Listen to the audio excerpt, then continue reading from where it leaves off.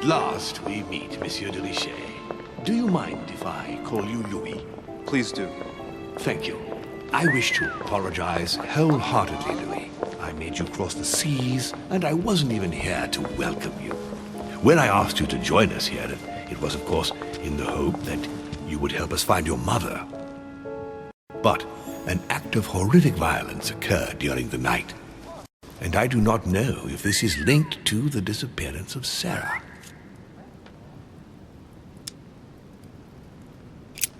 If there's a possible link to my mother, I hope you'll let me know. In the early hours of the morning, Elizabeth Adams was found dead in her room, savagely mutilated with a knife. I'll get straight to the point, Louis. According to the initial elements at my disposal, you were the last person to see her alive. Yes, last night we, Do you suspect me? I want you to tell me everything that happened last night and leave nothing out. Tell me, how did the evening begin? Duchess Hillsborough and I were returning to our rooms when Elizabeth came up to us. She was in a state of panic and insisted that she needed to speak to me. She said she feared for her life. I took my leave of the Duchess and followed Elizabeth to her room. Continue. She insisted we have a drink, without which she refused to confide anything. What exactly did she want to speak about?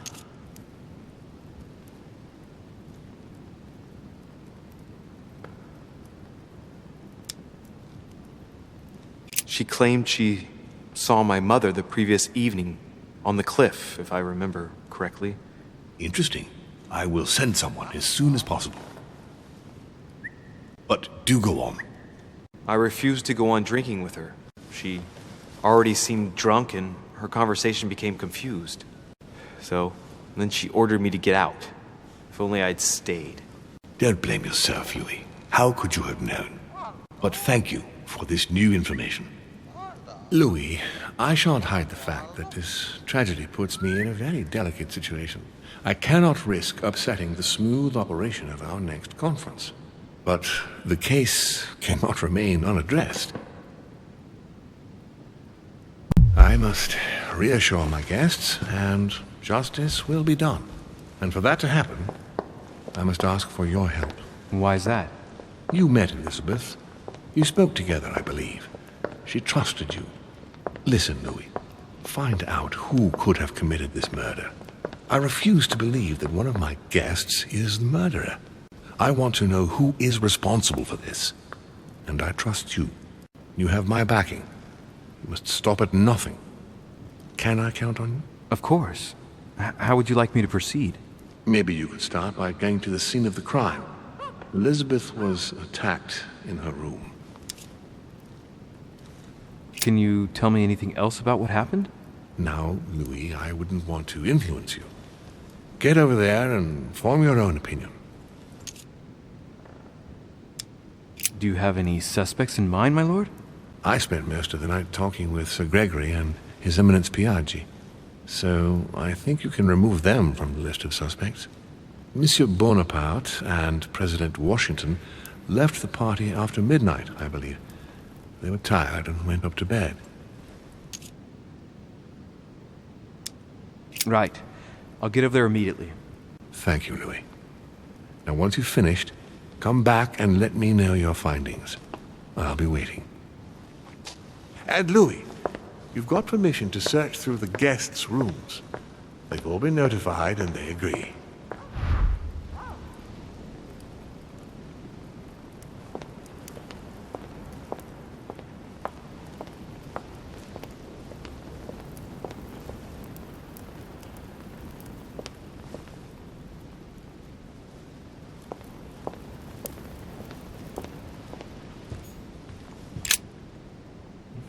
Which four-letter word could open this chest?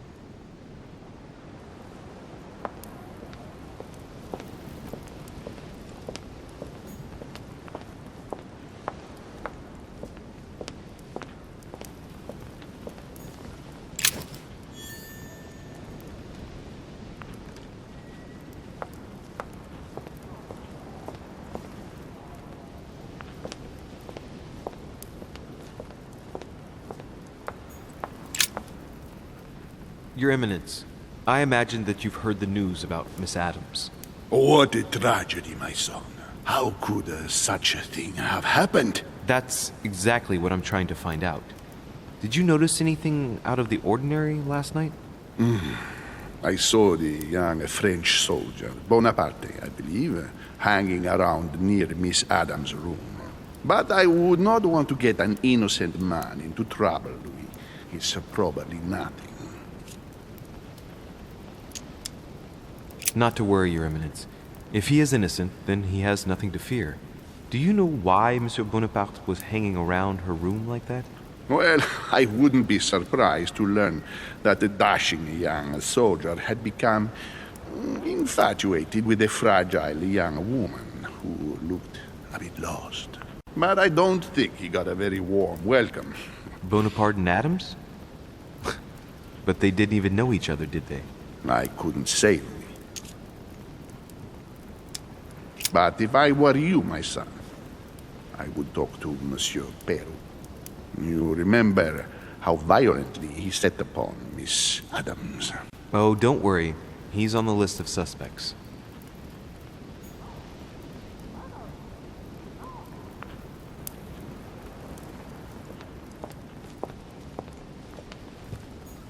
Devil's Thorn.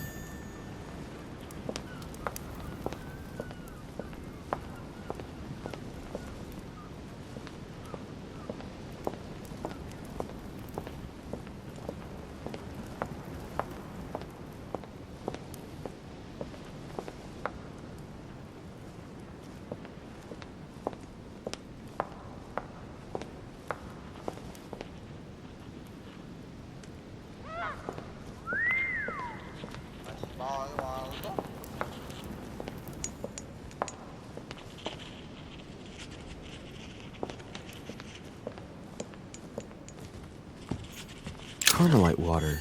They say that if you drink this, it gives you a real boost.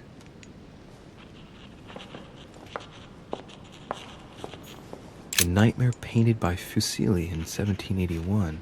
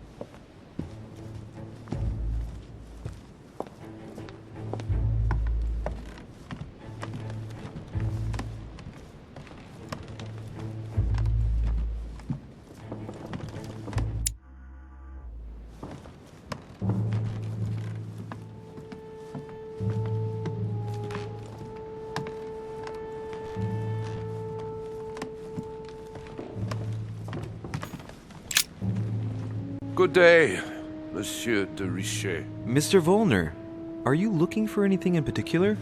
Next to Elizabeth's room? No, nothing special.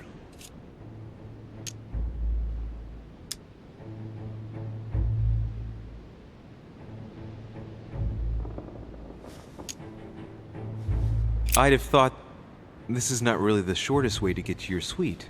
Yes, I wasn't really looking where I was going. I shall leave you now, sir. I will return to my room.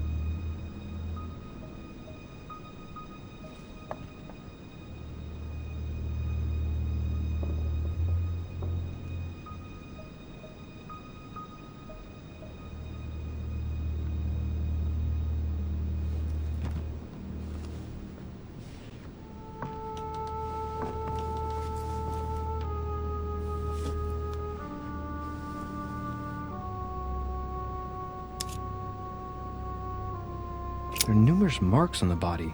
She must have fought like a lion. It couldn't have happened without a lot of noise. There are also a number of old scars.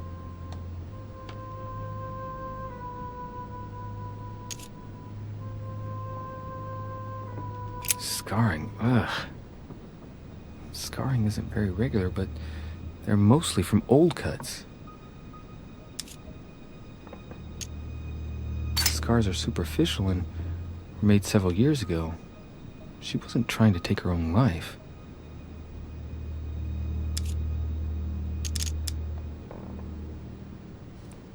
People who scar themselves in this way generally do so to relieve some kind of psychological suffering. By trying to master the pain, they establish their self-control.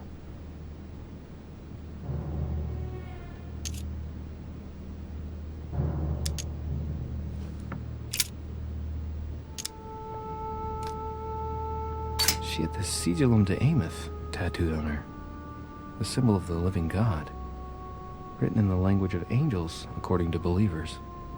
It is rare for someone to know about symbols like this at her age, unless her mother was a tutor. Symbol of Masons? What's that doing here?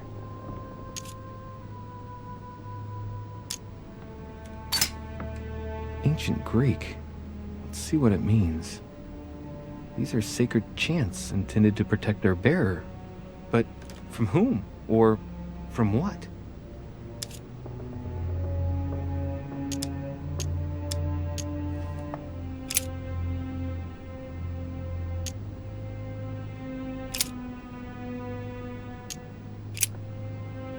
I see no sign of bruising on the skull. The only clue is a scar from a previous craniectomy. Poor Elizabeth, she must have been very young when she went through all that. That's torture. She also has old scars around the neck, maybe mutilations.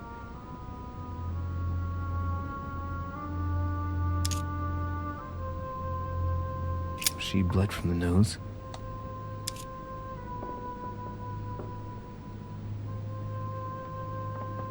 Signs of bleeding, but I don't see any traces of bruising.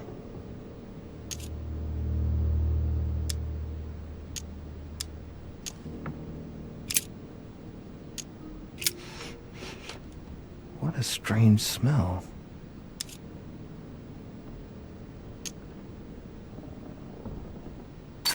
Laudanum.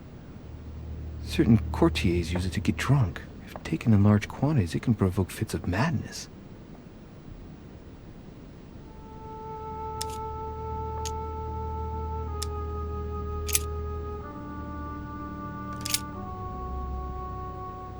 Blood, but no trace of blows on the legs.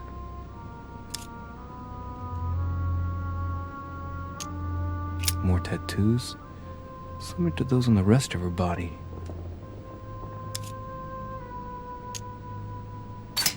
Let's see. No trace of sexual assault or rape.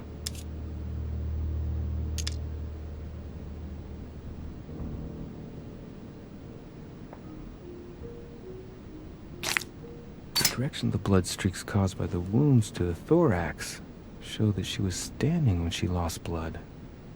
This proves that she was standing when she was assassinated, possibly held by someone or something.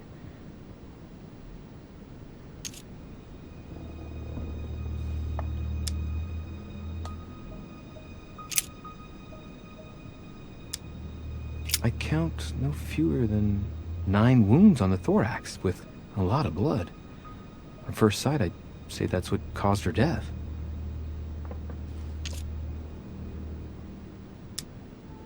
Some of these tattoos are veritable works of... What's that? The skin between her breasts is different. Bloody hell! This tattoo was drawn on a page of leather and stitched onto her skin. Probably during childhood. The scars are anything to go by. It's the same kind of tattoo as on the rest of her body.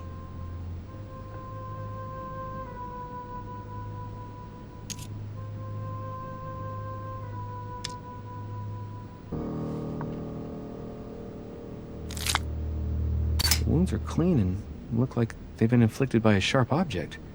Some of the lacerations have damaged vital organs, the heart, the right lung, which is perforated. Most of them weren't given with much force. She might even have survived. But the stab in the heart, though not all that deep, sealed her fate.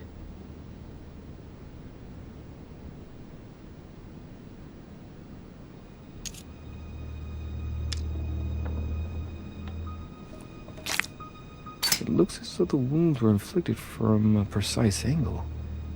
As if the murderer was standing behind Elizabeth.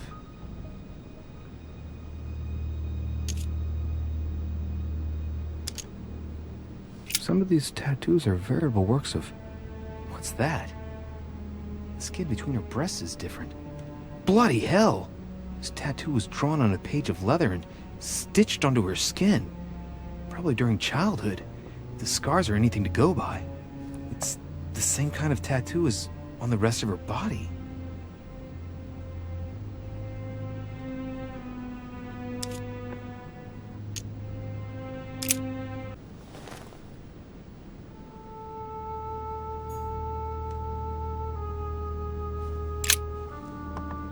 Poor girl bled to death.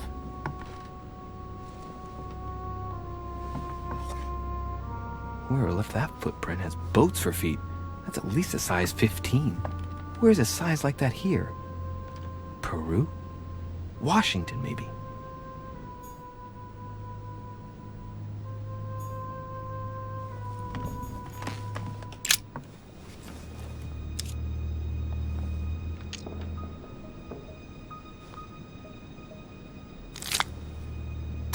The handprint on the handle is really small.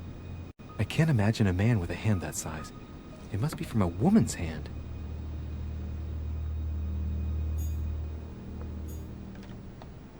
Knocked over bottle of wine.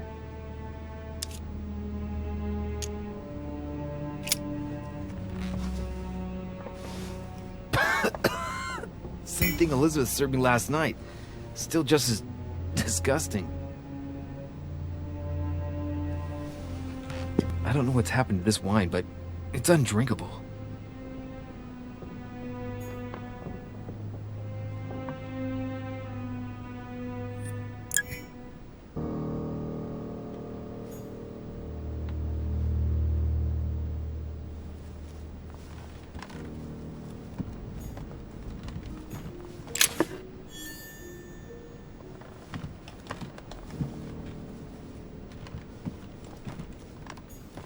Blood spatter indicates that the murder must have held Elizabeth upright during the attack. Even if Elizabeth wasn't very big, I doubt she wouldn't have put up a struggle. takes tremendous strength to overpower someone like that.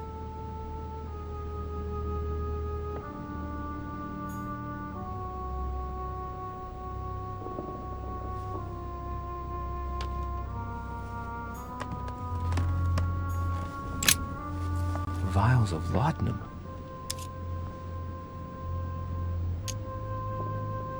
The label shows that this laudanum comes straight from America. I wonder if Washington's involved.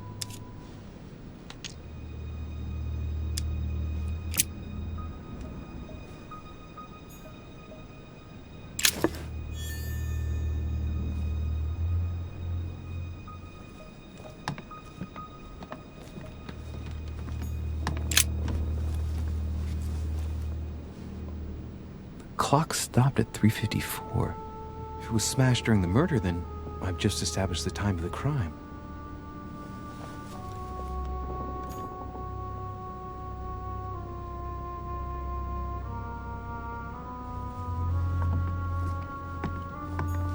A pentagram? What the hell's been going on here?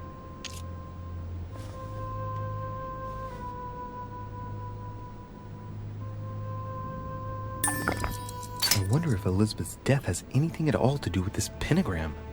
If a ritual went wrong and degenerated, Elizabeth would probably have been killed in the center of the pentagram, not 3 meters from here. That's strange. A pentagram? What the hell's been going on here? Contrary to what most people believe, a pentagram's not there to conjure up, I don't know what evil or demonic creature. With the point toward the top, the pentagram is an ancient symbol of protection against evil. Many esoteric rituals are based on this shape. Could Elizabeth have been sacrificed during an occult ritual?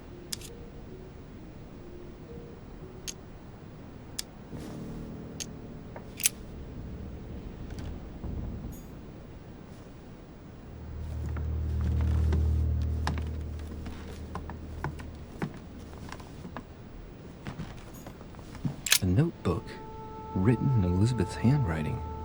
It is written in a mix of several languages, not too easy to work out. It looks like a mixture of medieval Latin and Anglo-Norman. It is difficult to make sense of this jerky writing.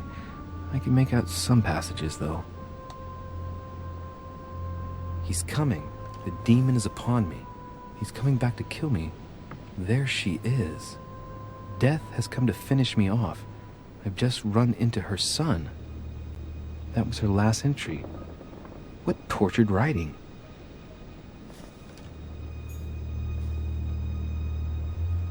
A notebook written in Elizabeth's handwriting. It is written in a mix of several languages, not too easy to work out. It's medieval Latin, well, enough to translate a bit. He's coming. The demon is upon me. He's coming back to kill me. There she is. Death has come to finish me off. I've just run into her son. That was her last entry. What tortured writing.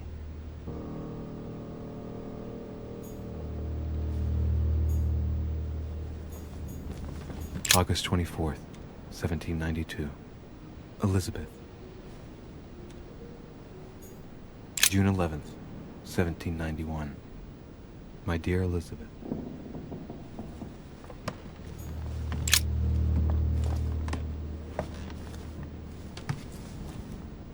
A pistol? Fairly new, I'd say, and judging by the weight of it, fairly light.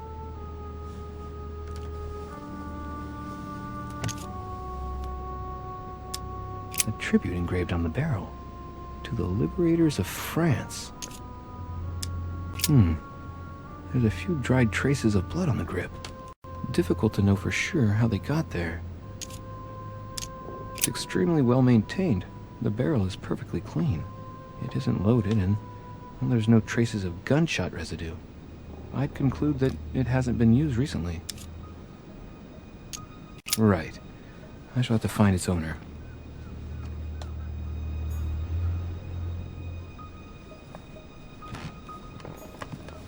Piece of fabric. High quality at that. I'd say it's silk. Going by the texture and the gray hue, it must come from a dress, that kind that women of quality wear.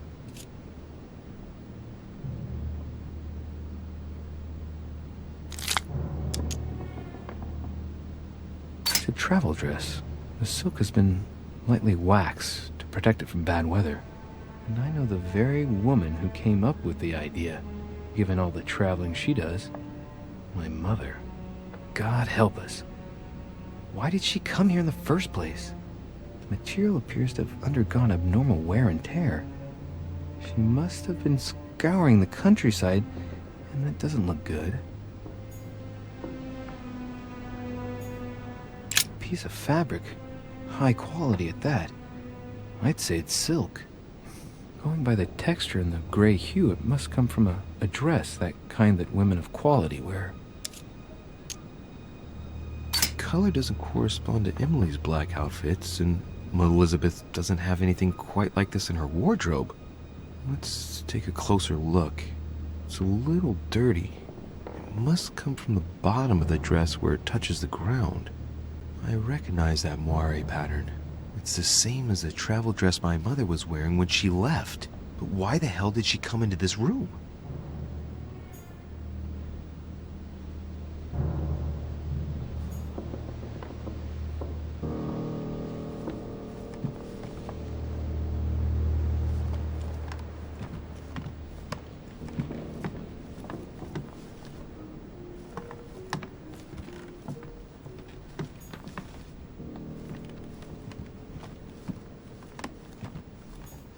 My dear Elizabeth, I'm writing to inform...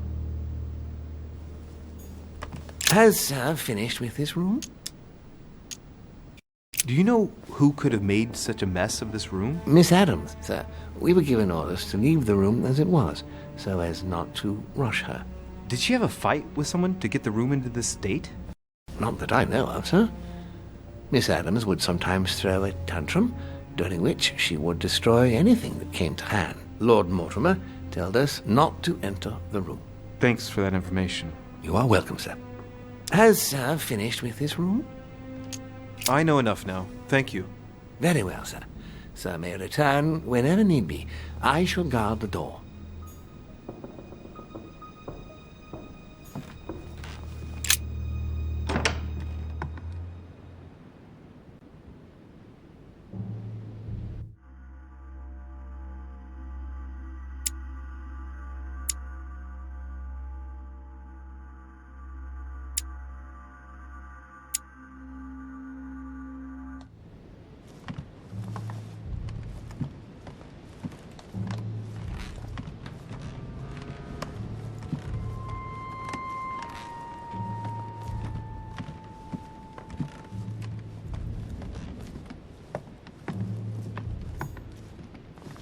President George Washington.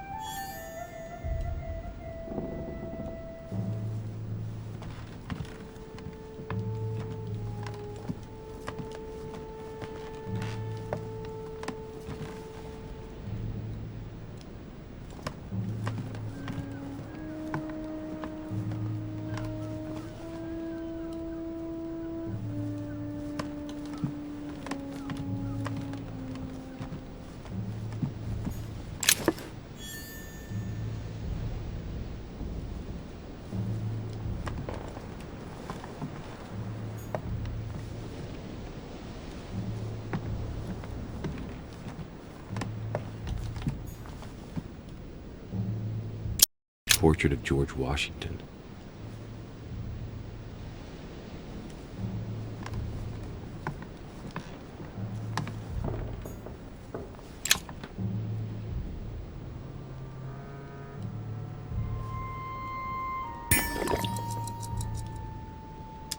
Carmelite water. They say that if you drink this, it gives you a real boost.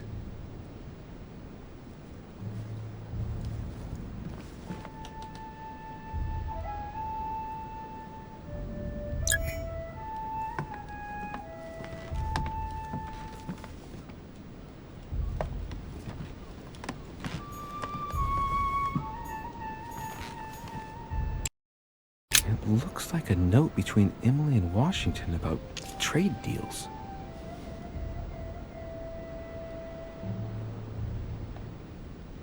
The English and the Americans are preparing a peace treaty. It would appear that Emily is in secret discussion with Washington about reopening trade between the United States and England. If such an arrangement came into being, France would suffer dearly. My dear George, I'd like to invite...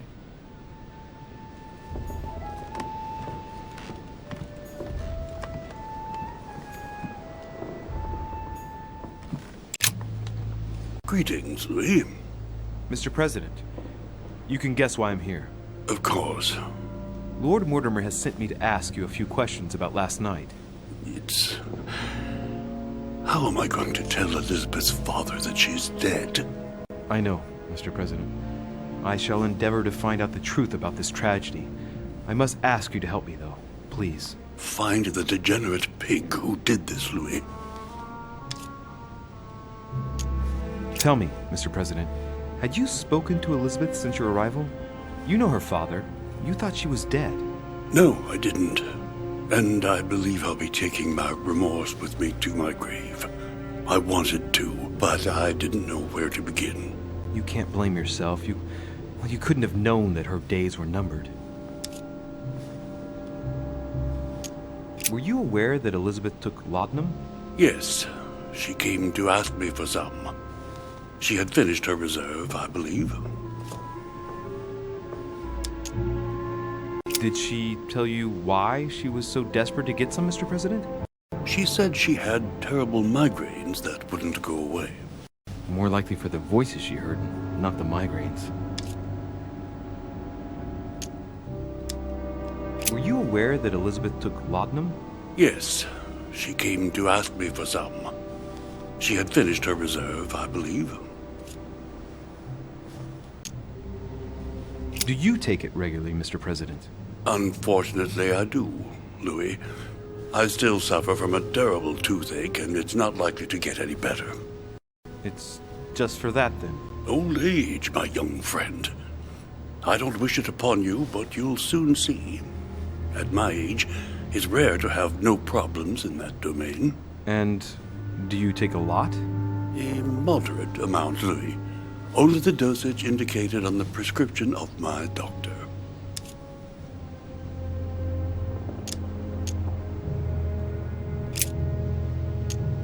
Do you know if she had any enemies, Mr. President? Not that I know of. I heard about her altercation with Mr. Perry, but that case was closed, if I'm not mistaken. But if in doubt, I wouldn't leave any door unopened, and I'd go and question your fellow countrymen. Don't worry. Countryman or not, I'm not letting anybody slip through the cracks. Do you know why she came to the island? To get help, if I'm not mistaken. Isn't that right? Indeed. Sir Gregory suggested to her father that he introduce her to Lord Mortimer to see if he could help her.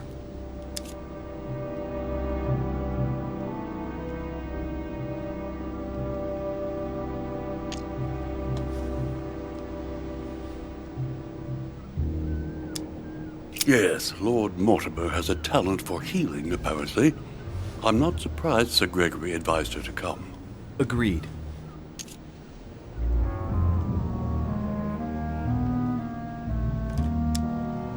Mr. President, we found a footprint at the scene of the crime. Not a dress shoe, I hope. That's all I wear. No, rest assured. It looks like the print of a big ankle boot. A large size, I'd say. Perfect. That should help you, Louis. It's a clue.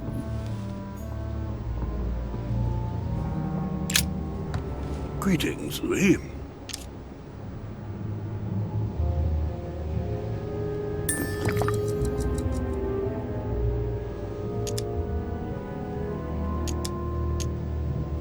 I'm talking to all the guests to find out who has an alibi and, well, who doesn't, Mr. President.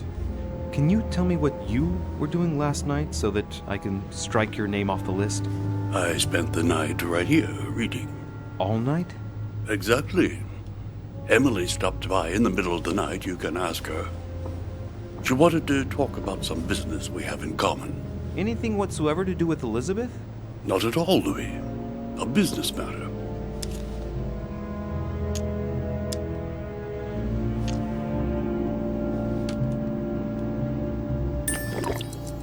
Are you all right, Mr. President? Are you feeling all right? Oh, don't worry. It's this rotten toothache. What do you expect? I'm no spring chicken now.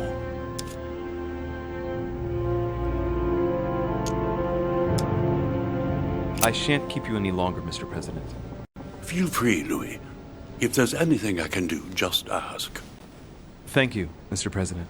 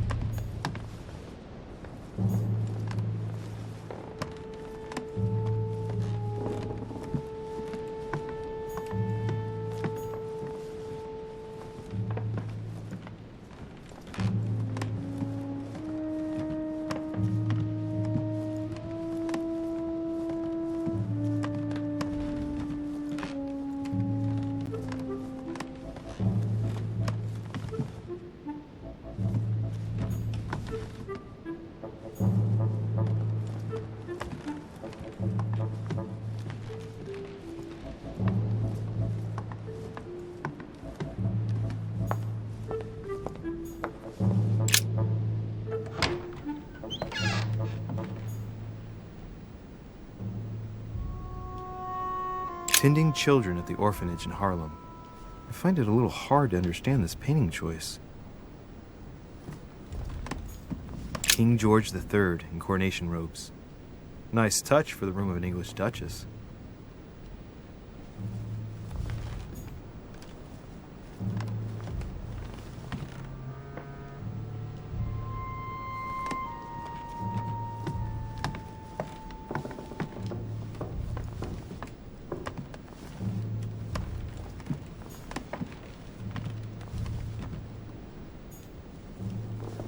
Dear E, I received your last letter.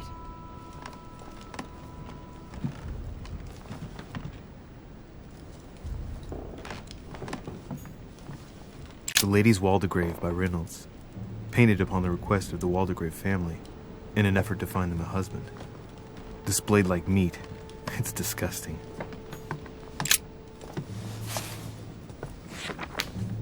Grammar of Port-Royal. Ah, the artistry of the French language and all its splendor. Whoever masters French commands the world.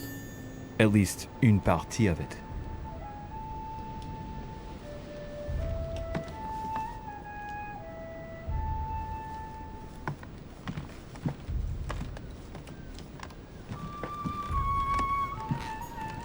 Dear E,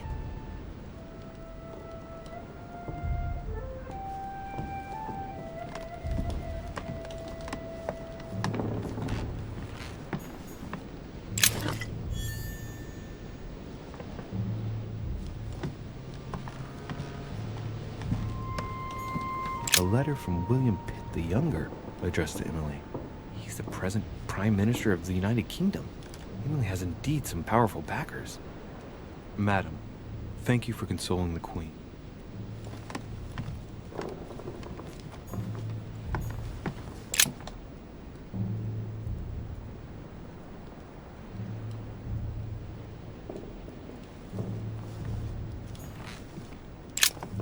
Two coils circle the lock.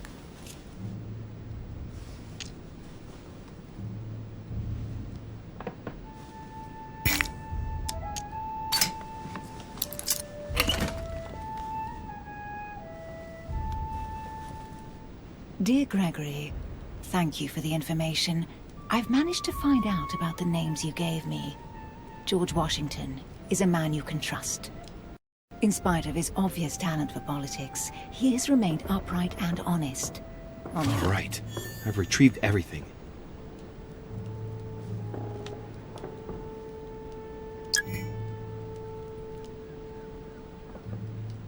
Queen Charlotte.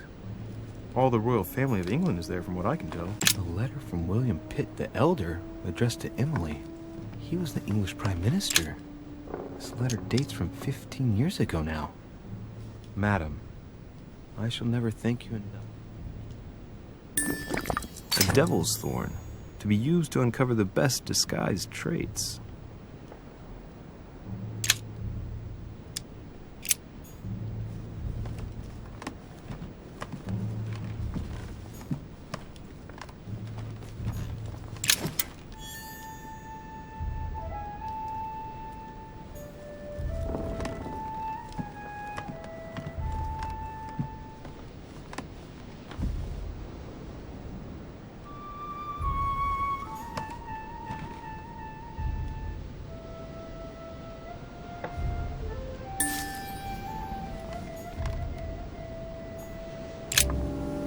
What can I do for you, Louis?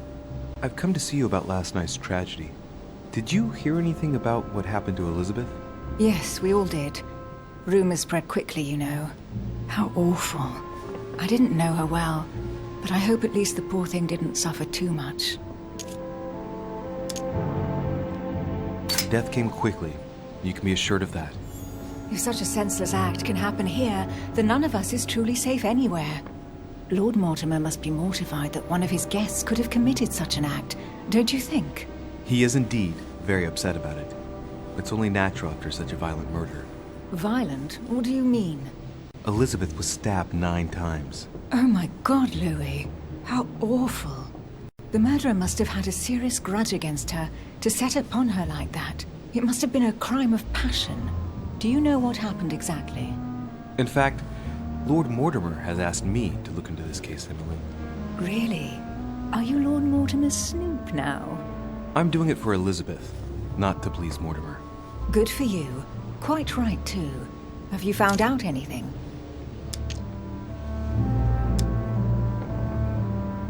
I'm now interviewing all the guests to establish the alibis for each person. Just so that I can cross you off the list of suspects, can you tell me what you were doing on the night of the murder? Am I given to understand that I'm on the list of suspects? Don't take it the wrong way, but I must consider every possibility. Well, if you absolutely wanted to be sure of my activities that evening, you only had to join me, you know. I know, Emily. Especially since I couldn't prevent the murder, even though I spent part of the evening with Elizabeth. You're sure it's not too hard to bear for you? The fact is, I don't have a choice. But I will find the murderer. I owe Elizabeth that, at least. Did you and Elizabeth get to know each other? I must admit, Louis, I didn't take much interest in her. I feel a bit guilty about it, but I never actually spoke to her. She seemed burdened by her problems, and as she wasn't invited to the conference, I didn't really seek her out.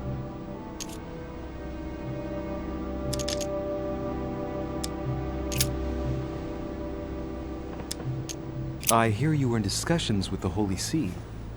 Oh, either His Eminence can't keep his tongue from wagging, or you've been poking your nose where you shouldn't, sir.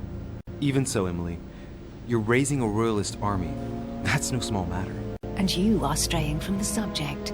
Is there anything else you wanted to ask me? Tell me, Emily, What's the nature of your relationship with Washington? Oh, come off it, Louis. You're not going to go into a jealous rage, are you? No, I can assure you of that. That has nothing to do with it.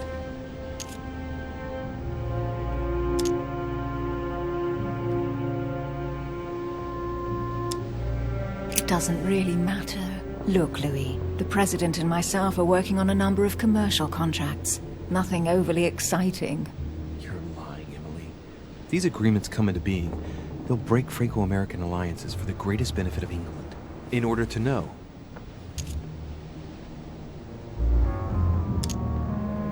I found a torn piece of dress in Miss Adams' room.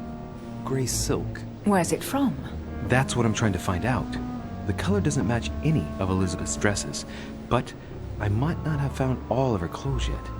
Good Lord, Louis, do you realize what this means? If this piece of dress isn't from Elizabeth, then it's... I don't have any grey silk dresses, Louis. Neither does my sister, since we wear the same clothes. Yeah, that's exactly what I wanted to check with you. I'm so sorry, Louis. Thank you.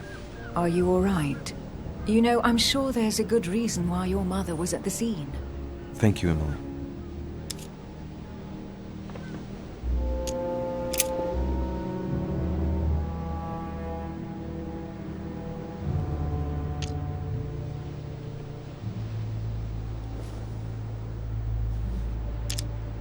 I won't keep you, Emily. Thank you for answering my questions. See you, Louis.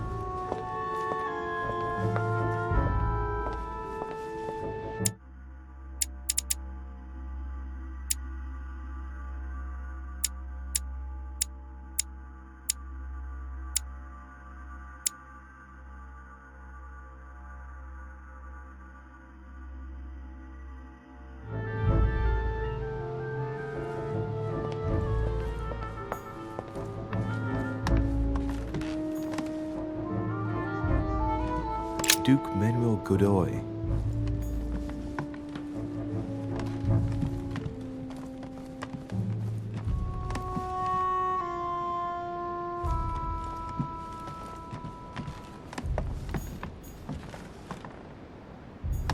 Huh, that's me.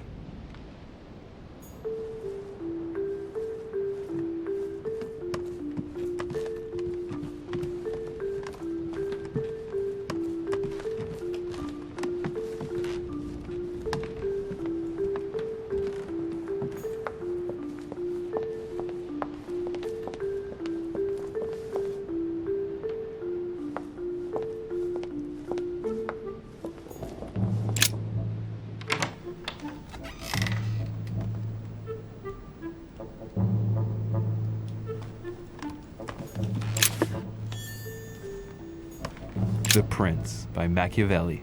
A perfect read for anyone with a surfeit of ambition. That might come in handy.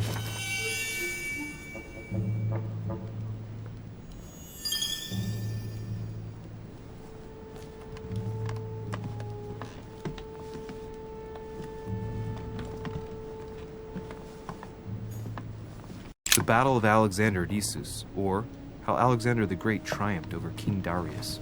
Yet another one with delusions of grandeur.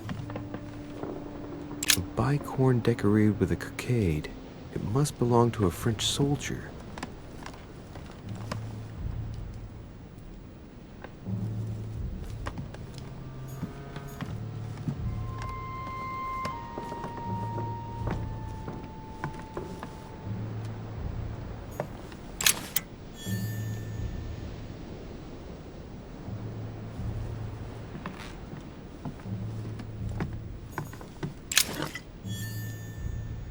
Vercingetorix throws down his arms at the feet of Julius Caesar by Royer, two great army chiefs.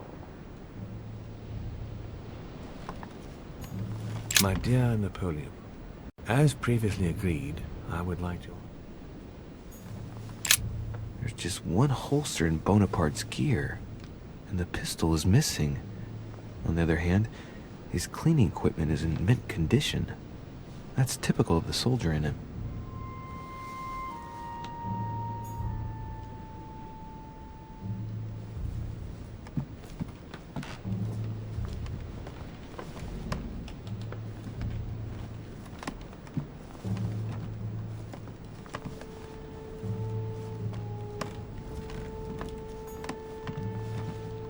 French actor Talma is Nero in Britannicus, the last emperor of the Caesar dynasty.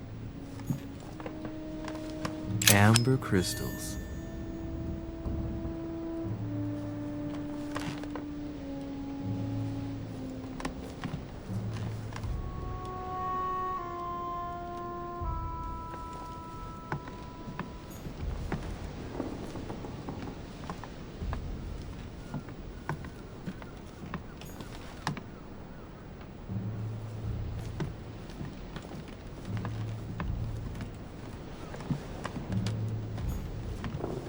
It's a beautiful weapon.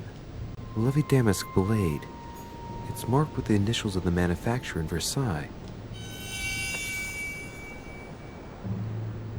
My dearest son, I'm writing to implore you to act.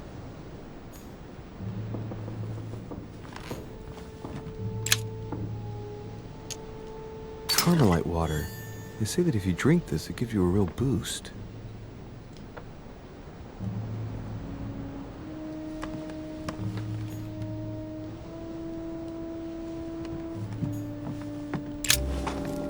Monsieur de Riche, please be quick. We are both very busy.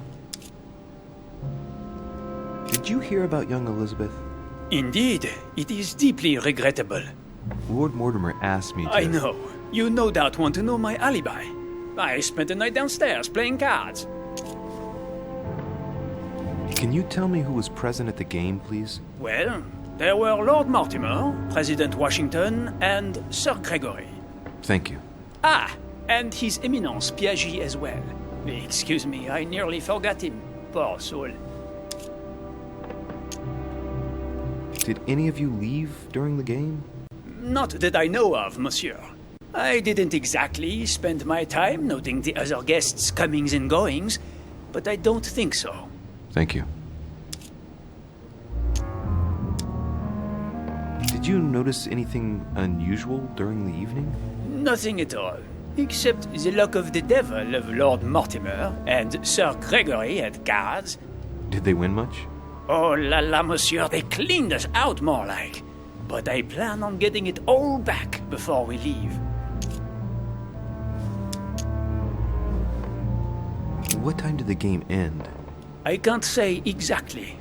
As for me, I must have stayed until midnight. I was exhausted, couldn't think straight.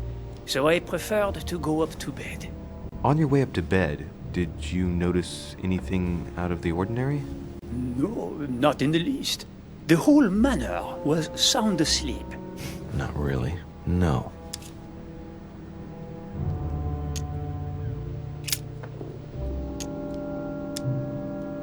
As any good soldier would, I imagine you own a firearm.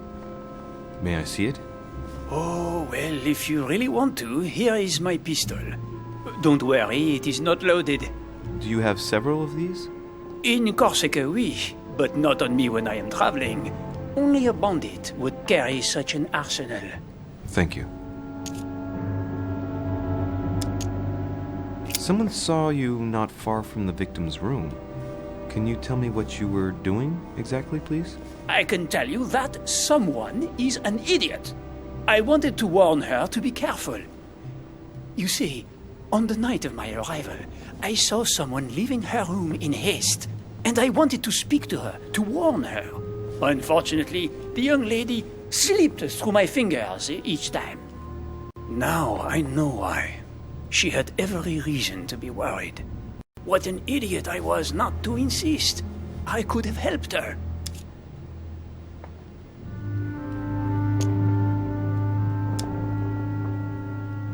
I've been studying him for a while now, and I don't think he was lying. Yet, I'm surprised how easy it was for me to read him. It must surely be his military side. I wish they all could be like that. My investigation would be finished already.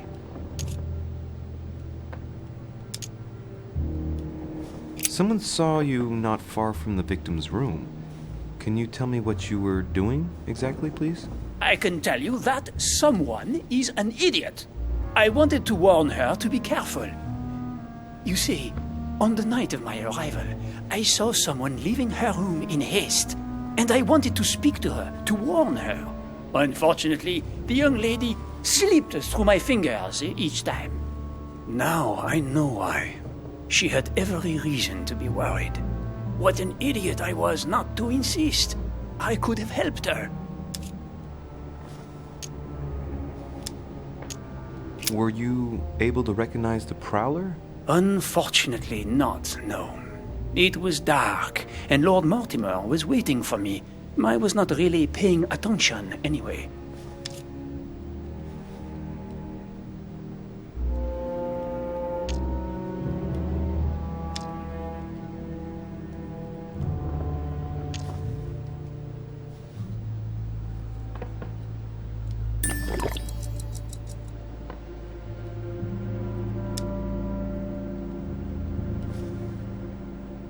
But if I remember rightly, the night of her arrival was also the night of my arrival. So the person he saw leaving Elizabeth's room was Washington.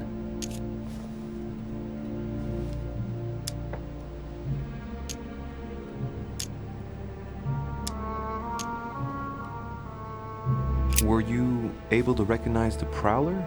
Unfortunately not, no. It was dark, and Lord Mortimer was waiting for me. I was not really paying attention anyway.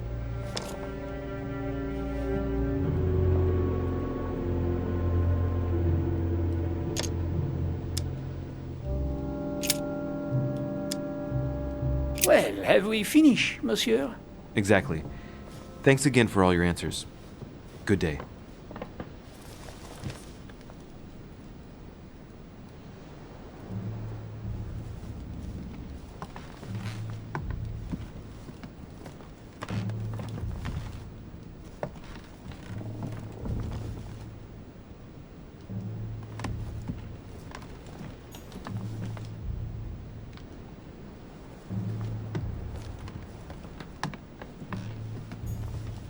Hannibal crossing the Alps. Another military success. Why do I get nothing but visions of horror in my room, and he gets victory after victory?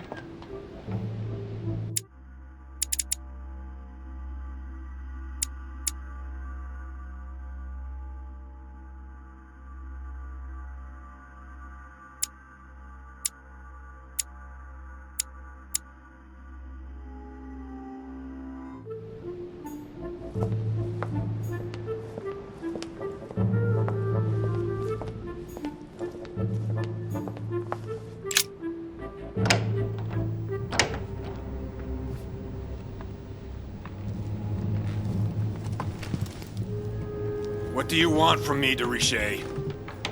Greetings. It's fallen to me Cut that... the crap!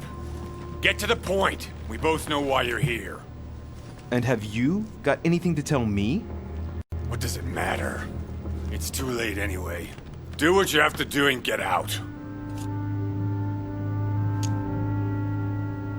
It's never too late, sir. If you have something to say, now is the time. You don't understand. Everything's already written. It's over. Why is he behaving like the perfect culprit? What is it that's already written? I'm not sure I follow you. No, you don't.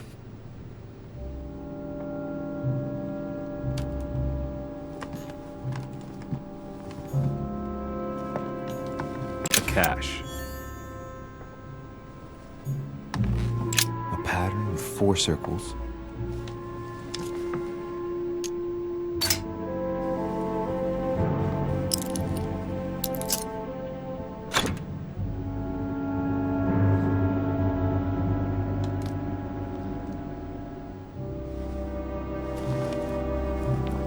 Dear Monsieur Peru, I'm writing to thank you for the funds you sent.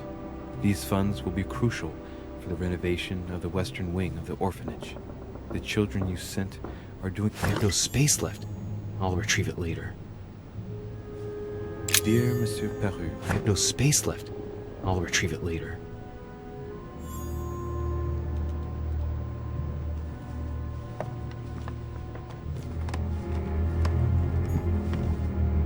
The Massacre of the Innocents by Rubens. A bit gloomy. Guess my room is not that bad.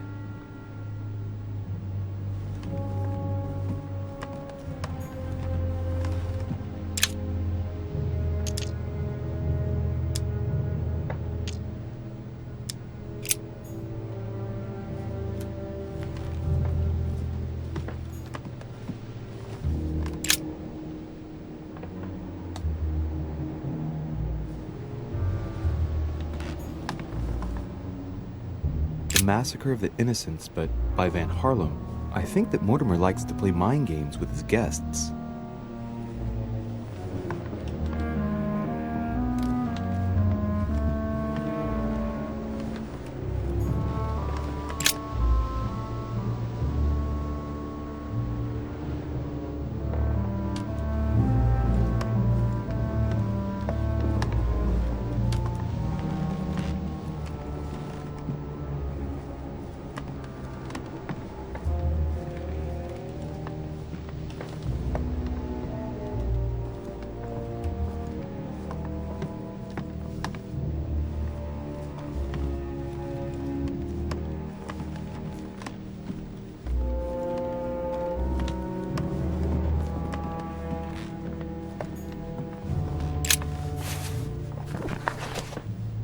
Records of the police. Notes intended for the police lieutenant of Paris. It's a list of people under surveillance in Paris. And there's some well-known names on it. This is valuable information. This shouldn't be lying around.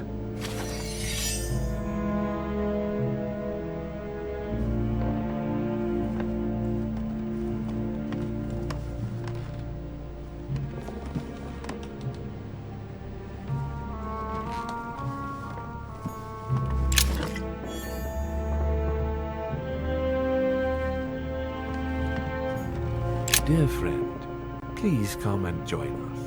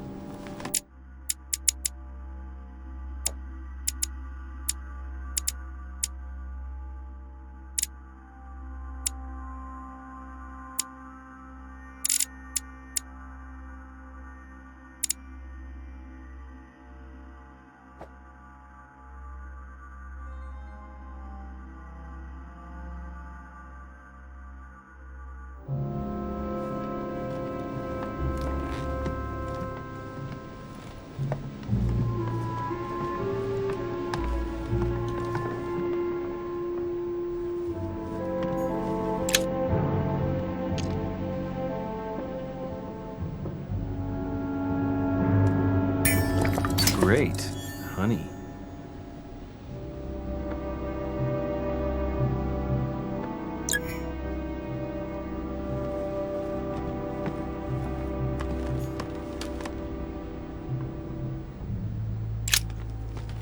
All right. Have you finished? Not quite. I'd like you to answer a few questions.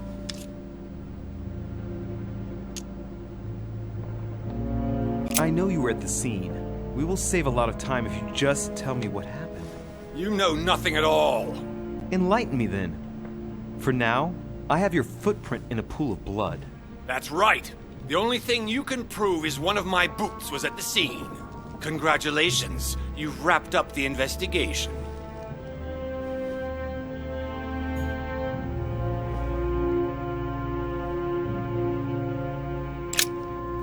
All right.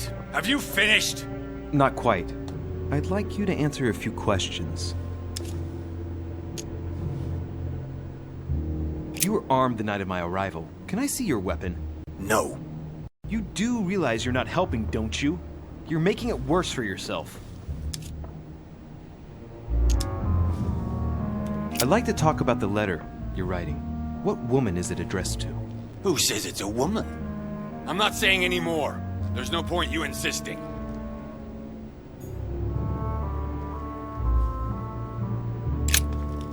All right. Have you finished? Not quite. I'd like you to answer a few questions.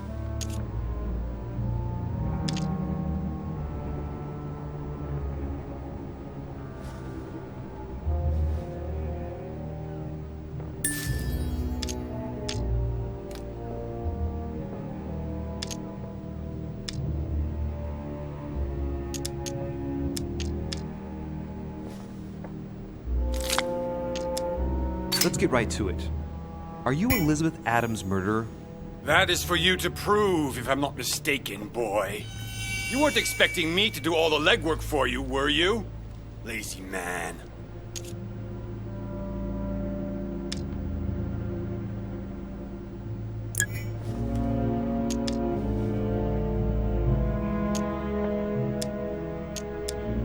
Goodbye, sir. We shall meet again. Probably.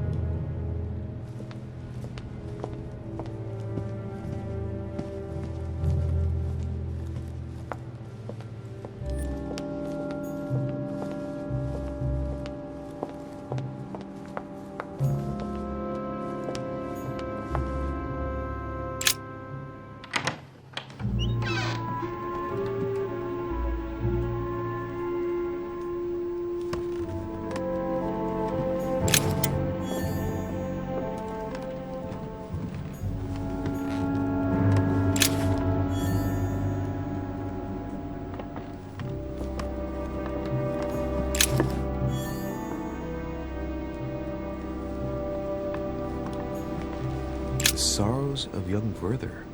There's a handwritten text signed by von Werner on this first page. Dear Elizabeth, I know that this book is but a small token compared to the delightful moments you gave me, but I hope that this will nonetheless keep the memory alive. Your ever-obedient servant. So, Werner had a relationship with Elizabeth. But that's hardly surprising given his fondness for the occult.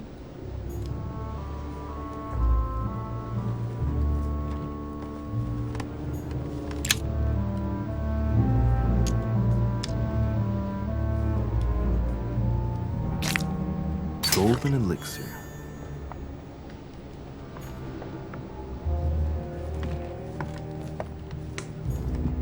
A chest locked with a 4-letter code. Surely a word close to the owner's heart.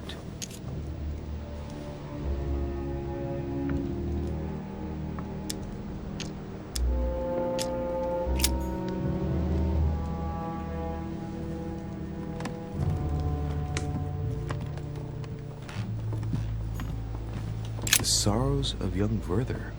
There's a handwritten text signed by von Werner on this first page. Dear Elizabeth, I know that this book is but a small token compared to the delightful moments you gave me, but I hope that this will nonetheless keep the memory alive. Your ever-obedient servant. So, Werner had a relationship with Elizabeth, but That's hardly surprising, given his fondness for the occult.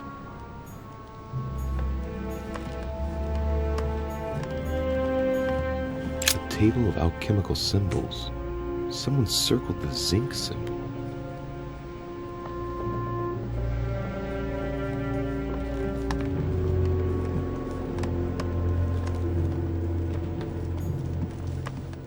The alchemist is a young man.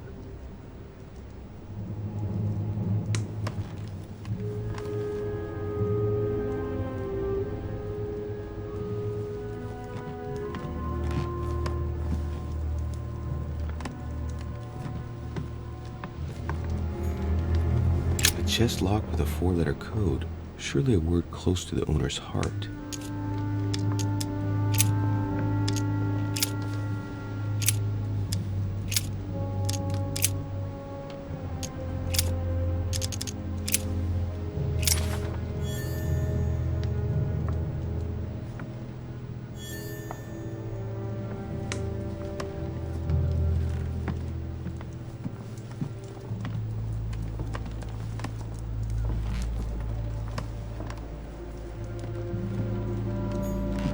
Amber crystals. The alchemist is an old man.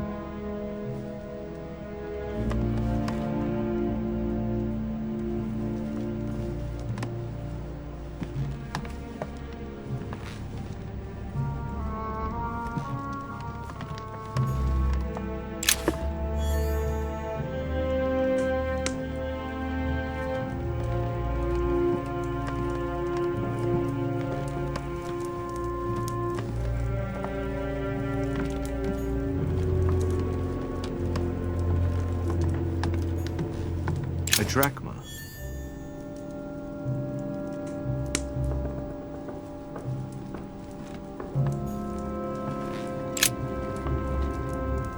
What can I do for you, Riche? Monsieur, Lord Mortimer has appointed me to investigate the tragedy that befell us last night. Oh, yes. It's horrible. Yes. How can I help, monsieur?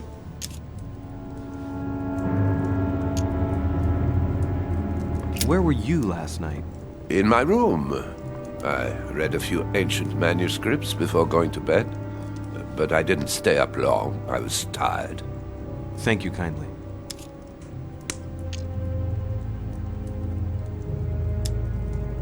Excuse me for asking, but did you know Miss Adams? Oh, she... not really, to tell the truth. No. I found the Werther dedication, signed by your hand, monsieur. Would you like to change your version now? Be careful, Рише. Don't push your luck. My relationship with Miss Adams was pure, and has nothing to do with you.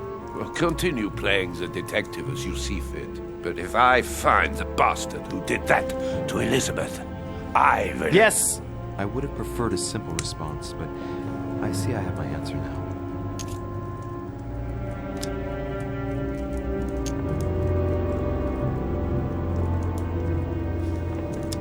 Exactly how long had you been seeing her? I have no reason to answer you. I see.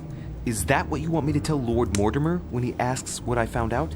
It's only been a few weeks.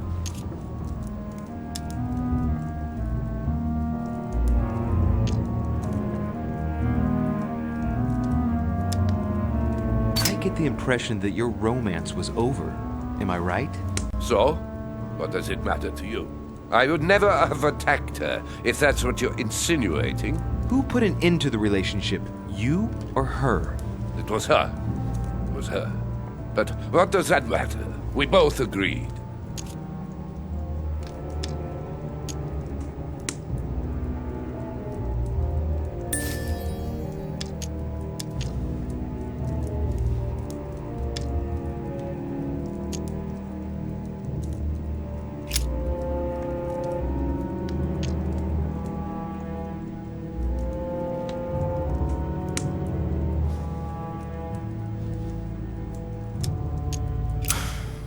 We finished. I'll have a look around and then take my leave. Do whatever you have to do.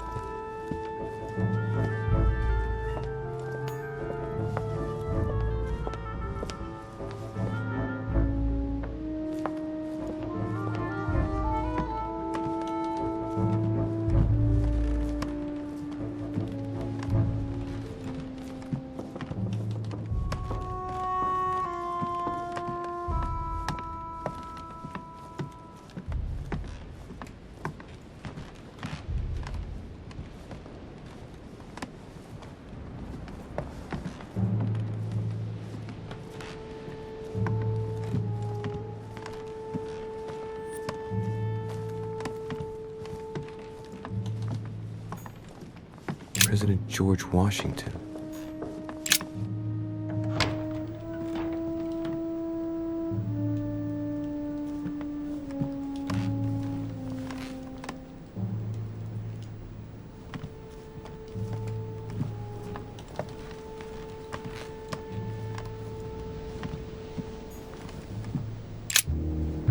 Greetings, Louis.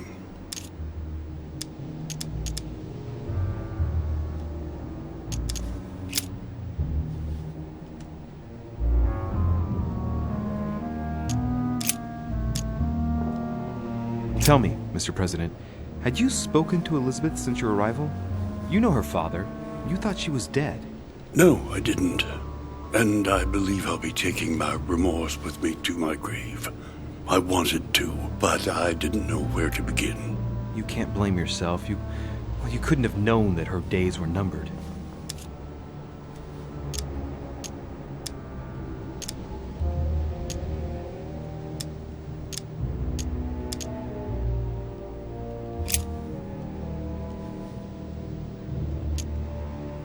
Mr. President, we found a footprint at the scene of the crime. Not a dress shoe, I hope. That's all I wear. No, rest assured. It looks like the print of a big ankle boot. A large size, I'd say. Perfect. That should help you, Louis. It's a clue.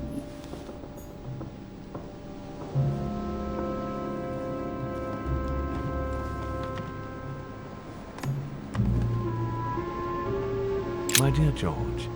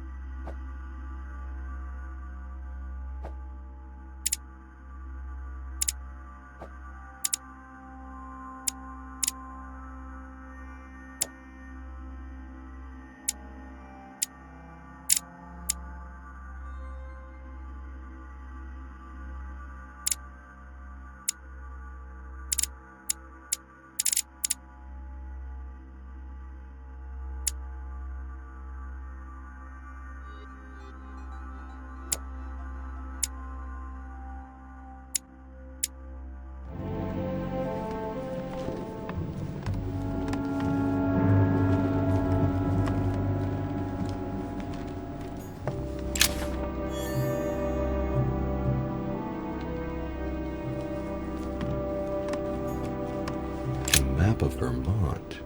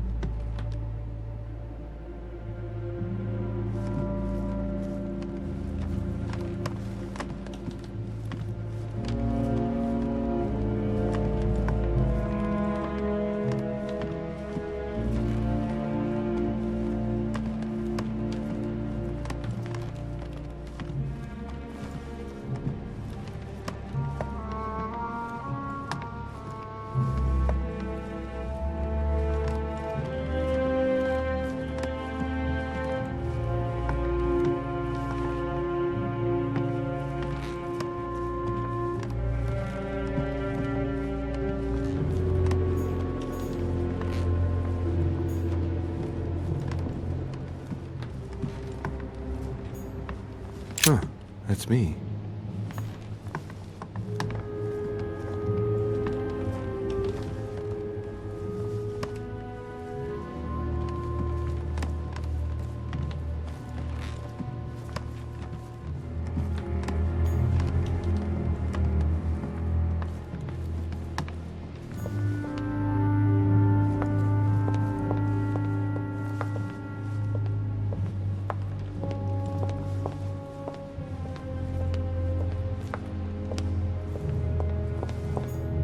Chinese coin.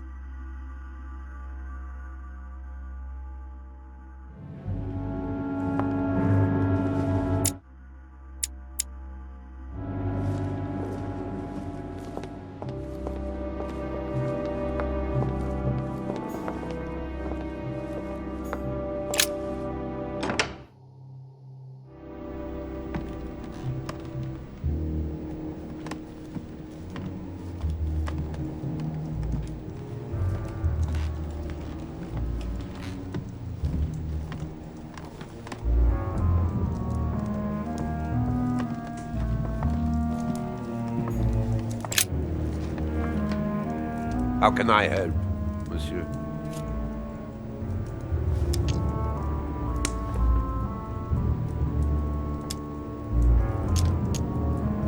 Excuse me for asking, but did you know Miss Adams? Oh, she... not really, to tell the truth. No. I found the Werther dedication, signed by your hand, monsieur. Would you like to change your version now? Be careful, de Riche. Don't push your luck. My relationship with Miss Adams was pure, and has nothing to do with you. Well, continue playing the detective as you see fit. But if I find the bastard who did that to Elizabeth, I will... Yes! I would have preferred a simple response, but I see I have my answer now.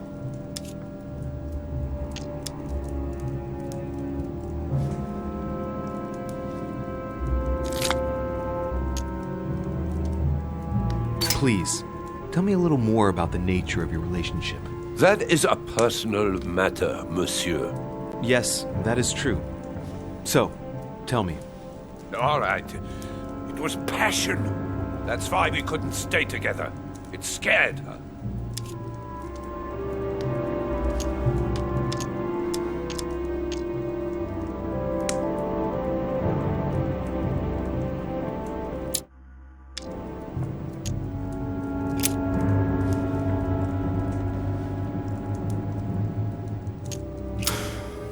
We finished. I'll have a look around and then take my leave. Do whatever you have to do.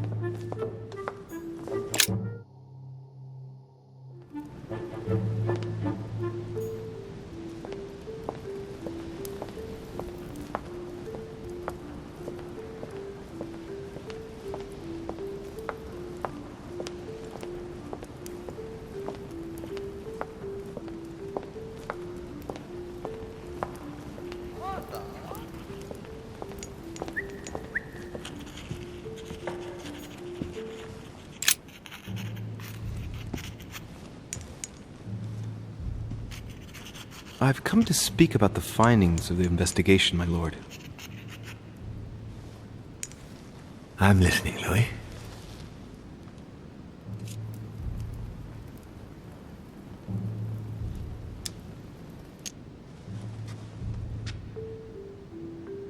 I'm sorry, my lord, but I don't have any evidence conclusive enough to allow me to name the culprit with certitude. Really? I see. Well, that's your decision, Louis, and I accept it. Given the distinguished guests and the sensitive political issues involved at the conference, I trust you'll leave me to conclude the case in my own way. Right. It's time we spoke about your mother, Louis.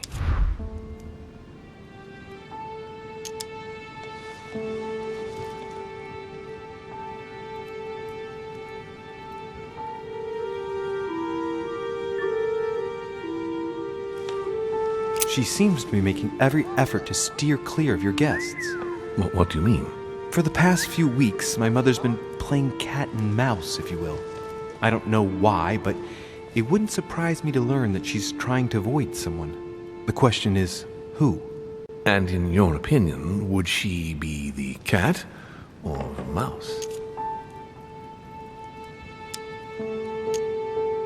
I'd like to answer the cat, but unfortunately I'm increasingly worried that she's, in fact, the mouse. That doesn't make me feel any better, Louis. What was the official reason why my mother came to your island? I knew about your mother's activities, and yours, in the Golden Order. I thought we had everything to gain by working together. You mean the canon deal with Monsieur Bonaparte? Among others, yes. How did you hear about that?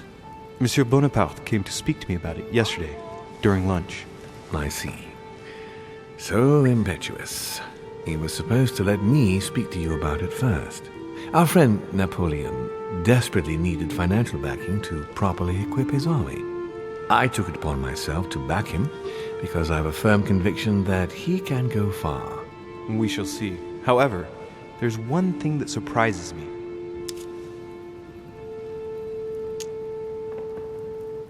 Did my mother intend to finance a war? I'm not sure that I follow. No, your mother's aim was not so much to partake in a war, but rather to make Monsieur Bonaparte accountable. France is in turmoil, and having the support of a military man can often come in handy, Louis. You'll see. Once this deal was closed, I had big plans for Sarah. Such as what? You see, I've invited several influential figures on my island to present them with a project at the conference. It will be presented later today. I thought that the Golden Order had a role to play, and I still think so. I was hoping Sarah would be able to join us. I see. Indeed, if by chance your mother decided not to return to us before the conference, would you do me the great honor of attending? If only to follow the deliberations while waiting for her to duly take her seat. Why not? We shall see. Ah, thank you so much. In this way, you'll be able to keep your mother informed of what is said. There's something else I'd like to briefly go over. Earlier, you asked me the official reason for your mother's presence here. Is there an off-the-record reason why your mother came here?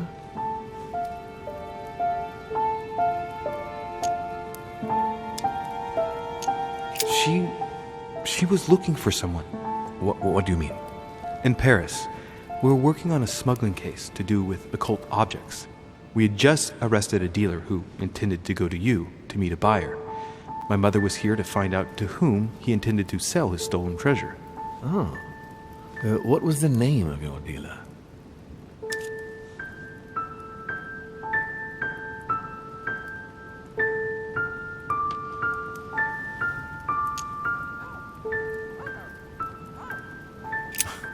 I can't remember exactly. Von something or other. Von Volner? No, not your friend Mr. Von Volner. There's something I still don't get.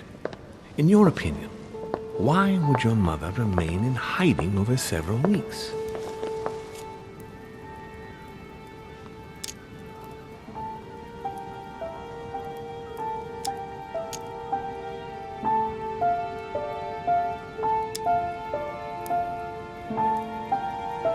maybe she found something out. What do you mean? My mother has a gift for investigating. If she had picked up a lead, nothing would have stopped her. The only thing I can tell you is that Sarah had indeed changed. At the beginning of her stay here, we enjoyed spending time together, solving the world's problems. You seem to know my mother very well, my lord. What did you talk about together?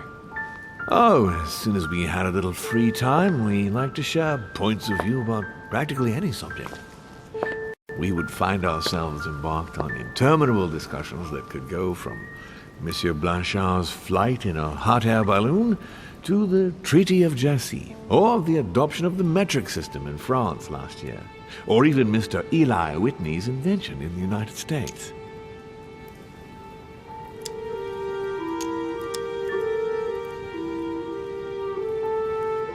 Ah, yes. His famous cotton gin. It was supposed to revolutionize cotton production in the United States. It will revolutionize the world, Louis. The potential of this invention is much greater. Tomorrow, all industries will be switching to simple but large-scale production. Of that, I'm sure. I'm surprised she didn't get you started on the Crusades. It was her favorite subject. Are you joking?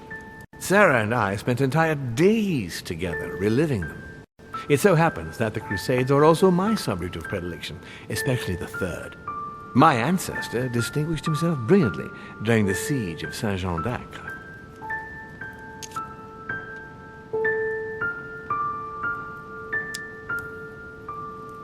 Mother lulled my childhood with tales of the Crusades. How Richard the Lionheart and Philip Augustus had to battle it out to achieve their ends. And how Guy de Lusignan, having broken his word, launched the siege of Saint-Jean d'Acre. Oh, I see Sarah's lessons have inspired new enthusiasts. Good on you, because not everyone can claim they know as much at your age. Your mother is a very well-read woman. You're quite lucky to have her as a model, Louis. Yes, I know, but I'm still very worried. I must admit, there are worse things to worry about now, Louis. What do you mean? Since she disappeared, your mother has been seen once. Her behavior on the evening of your arrival greatly surprised Gregory and myself. She resurfaced to attack Emma, Emily Hillsborough's twin sister. And she shot her with a pistol. Then, before Gregory could intervene, she ran off and disappeared again. I beg your pardon? Hang on. That means my vision on the wharf, it was actually happening inside the manor. Mother shot Emily's sister? The very person she came looking for? Why would she do that?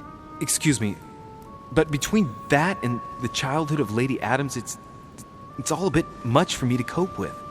I need to piece it all together again to see things more clearly. You said that you spent a lot of time talking together at the beginning. What happened for that to change? I'm afraid I haven't much to tell you. The more the days went by, the more she withdrew into herself. She never gave me an explanation. Until the day came when she purely and simply disappeared. Where did she go when she wanted to be alone? She would shut herself away in a room we use as a box room upstairs. Would you allow me to go there? Naturally, Louis, of course. I'll send you a servant to open it. Thank you. That's all I can tell you about the disappearance of your mother, Louis. I would like to have been more helpful. I shall stay on her trail and follow up any leads. Thank you. We will meet later on to welcome our last guest.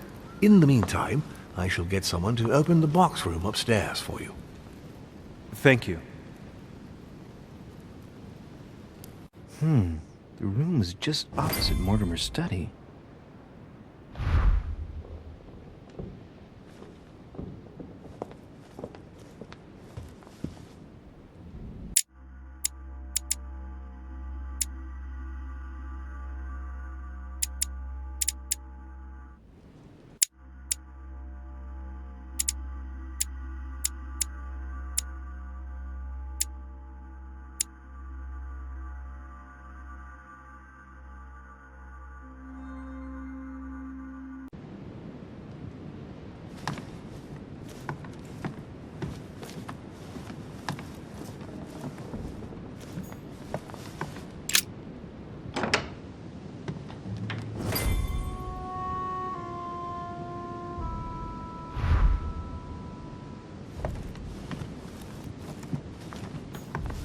There are burnt papers in the chimney.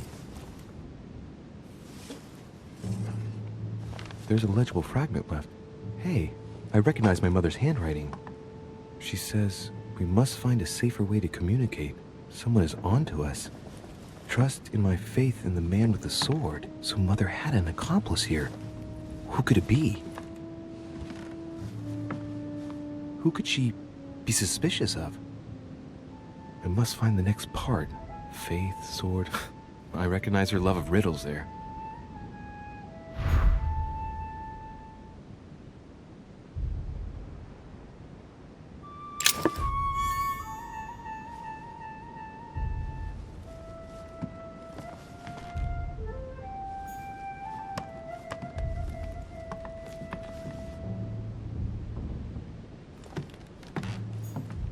Dante's Paradise. Raise your head and be reassured, for what comes up here from the mortal world must ripen in our rays.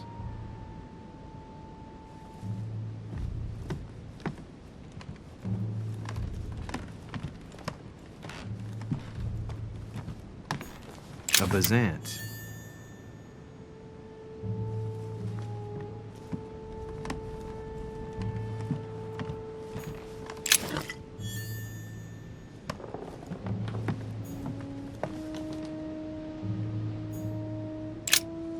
St. Paul on the Road to Damascus by Caravaggio.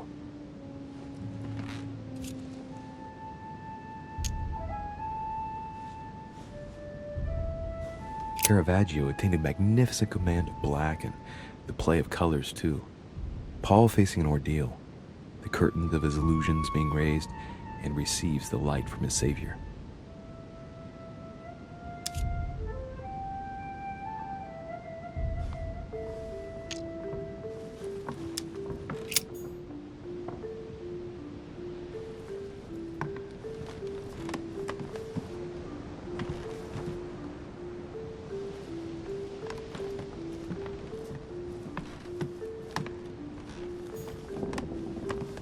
What is this disc?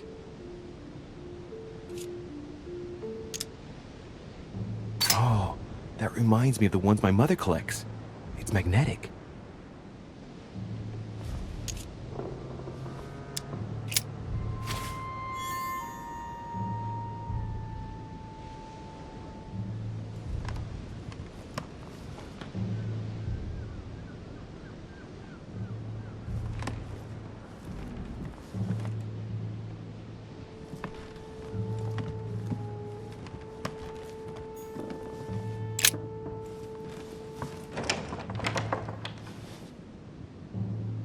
The door appears to be locked on the other side.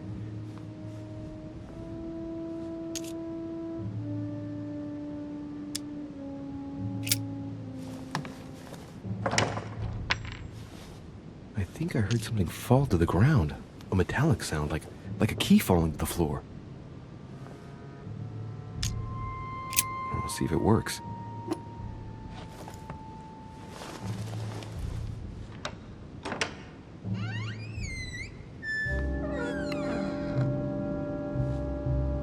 It's open.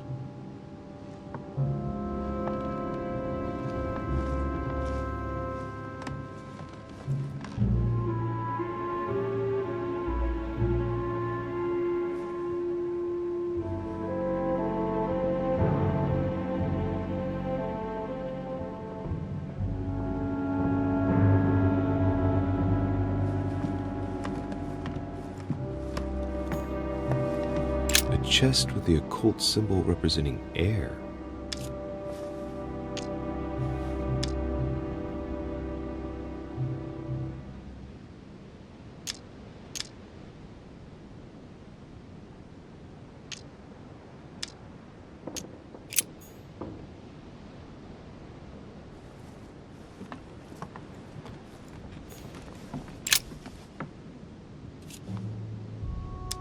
A drawing of the Apostle Matthew, painted by Guido Reni.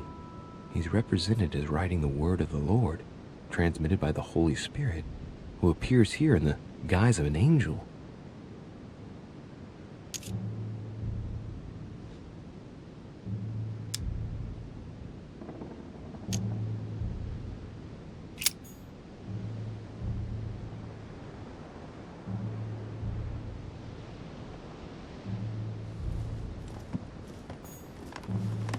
the New Testament.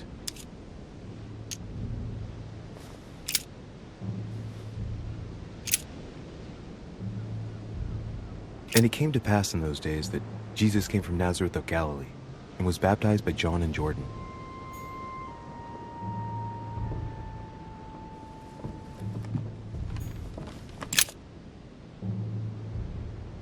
It's St. John, painted by Guido Reni.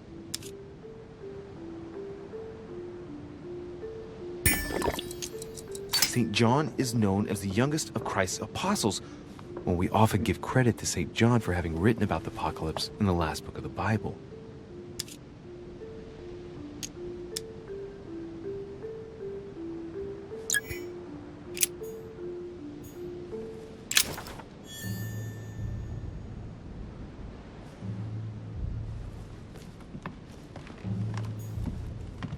Several portraits of apostles, all signed by Guido Reni.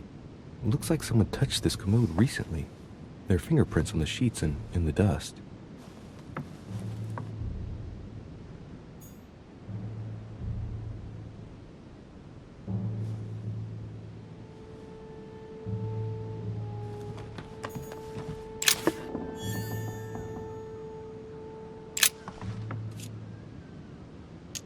Painting of St. Mark from the collection of the apostles by Guido Reni.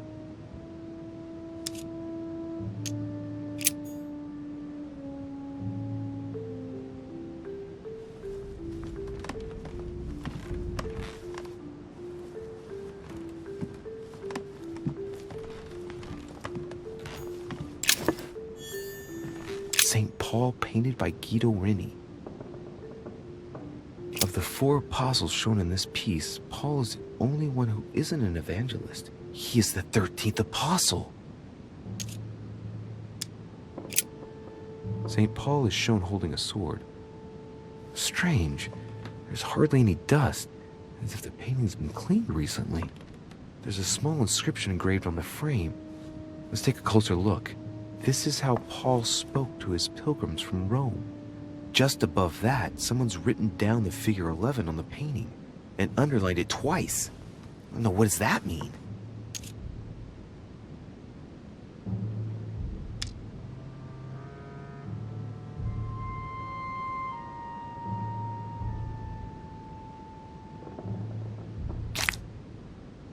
So we have the figure 11 twice underlined, and a story of a group of pilgrims who it looks like Paul is speaking to.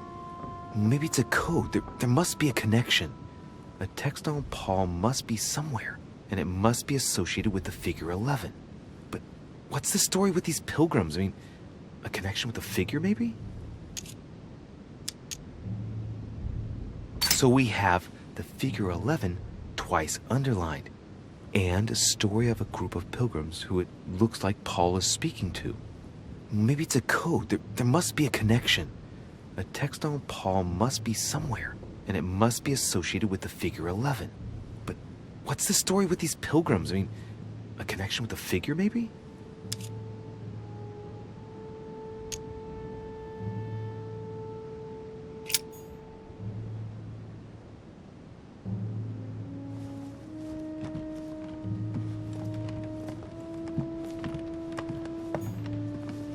Chest with the occult symbol representing air.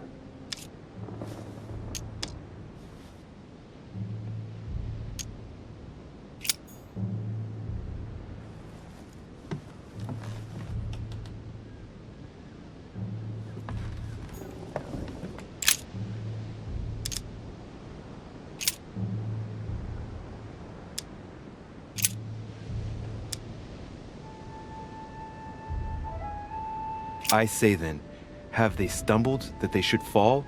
God forbid, but rather through their fall, salvation is come unto the Gentiles, for to provoke them to jealousy.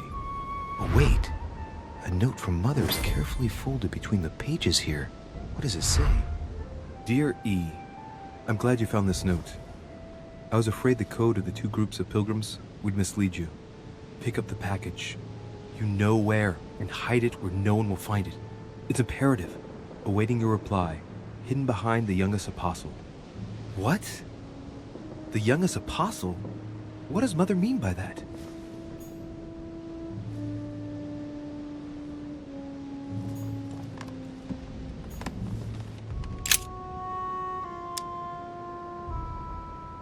St. John is the only apostle painted in this gallery who hasn't got a beard.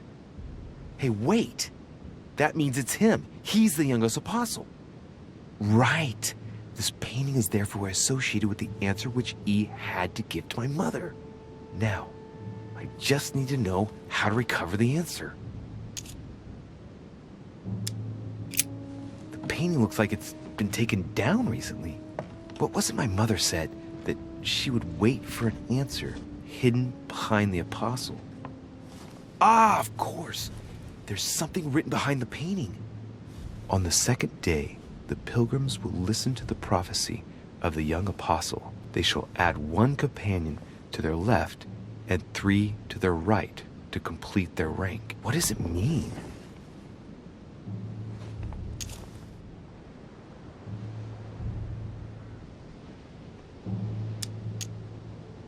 That's right, St. John is often credited with writing about the apocalypse in the last book of the Bible.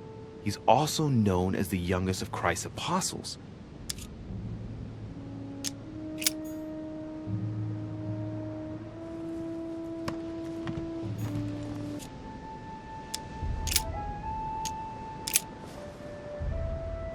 And the woman was given 2 wings of a great eagle, that she might fly into the wilderness, into her place, where she is nourished for a time, and times and a half a time, from the face of the serpent.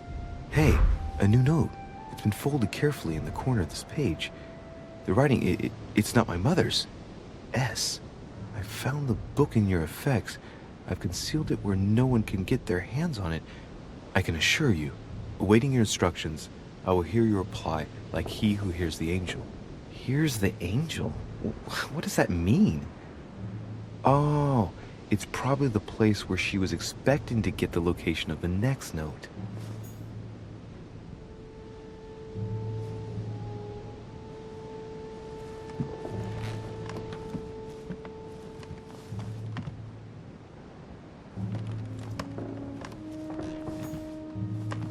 Several portraits of apostles, all signed by Рише. Looks like someone touched this commode recently. There are fingerprints on the sheets and in the dust.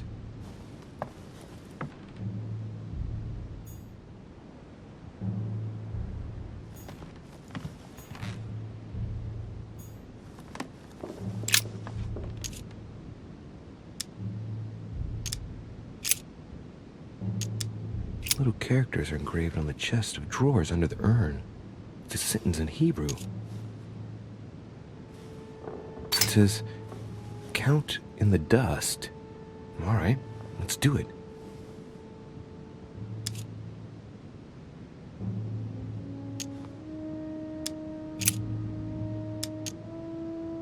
There are finger marks, deliberately drawn in the dust. 8 in all. That's what the message in Hebrew spoke about. Hebrew 8.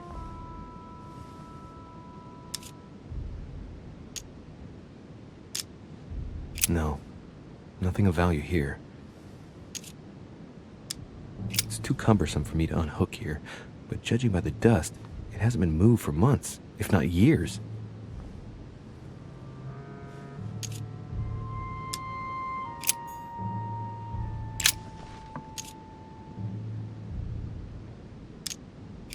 There's nothing worth noticing here.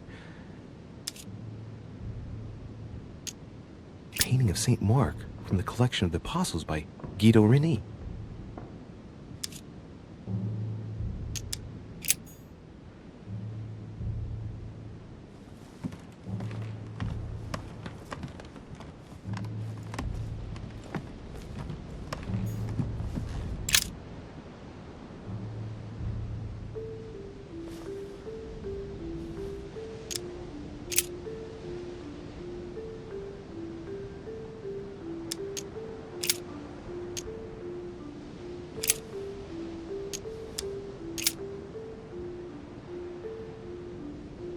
But that which beareth thorns and briars is rejected, and is nigh unto cursing. whose end is to be burned. Here's a message. There are some complications. Indeed, the Prussian is insistent. What's happening at your end? Do you need help? If tonight is not possible, let's say tomorrow evening, in the South Room, where we reviewed the situation. When Paul understood that only the axe counted, he went back on his tracks. I await your confirmation to his left, in the company of the pilgrims that have joined him. Yeah, this last comment is about their code. I should find new pilgrims near Paul.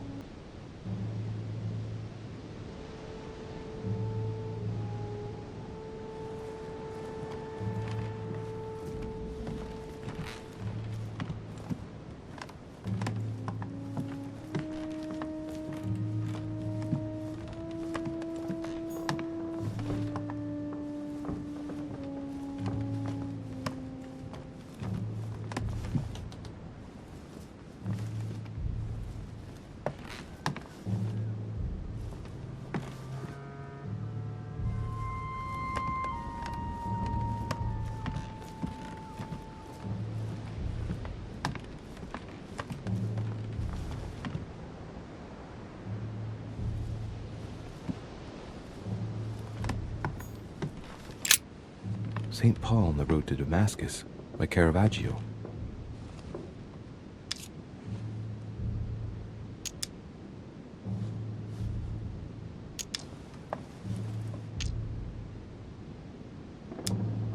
Caravaggio attained a magnificent command of black and the play of colors too.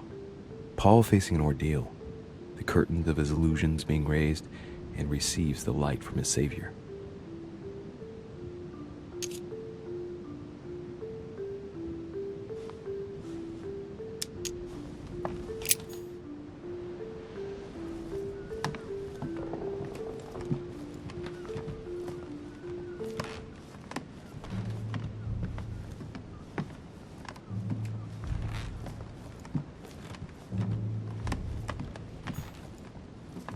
Several portraits of apostles, all signed by Guido Reni.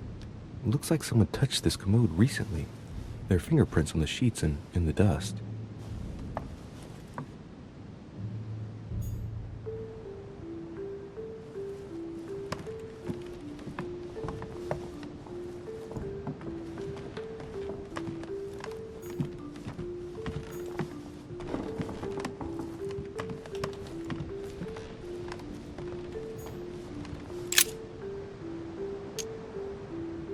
I guess I'll just come back later.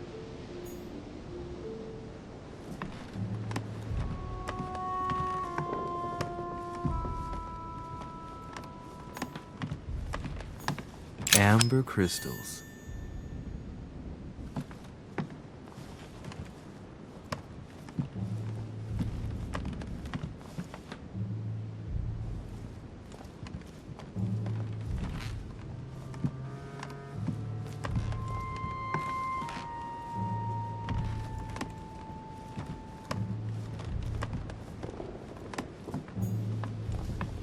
A chest with the occult symbol representing air.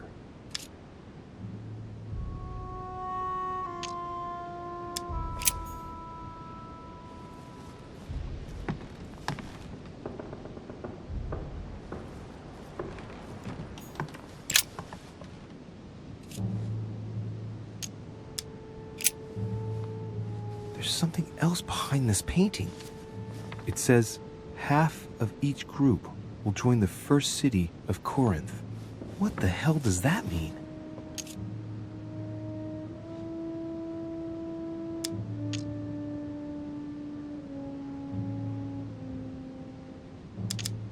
A drawing of the Apostle Matthew, painted by Guido Reni. He's represented as writing the word of the Lord, transmitted by the Holy Spirit, who appears here in the guise of an angel.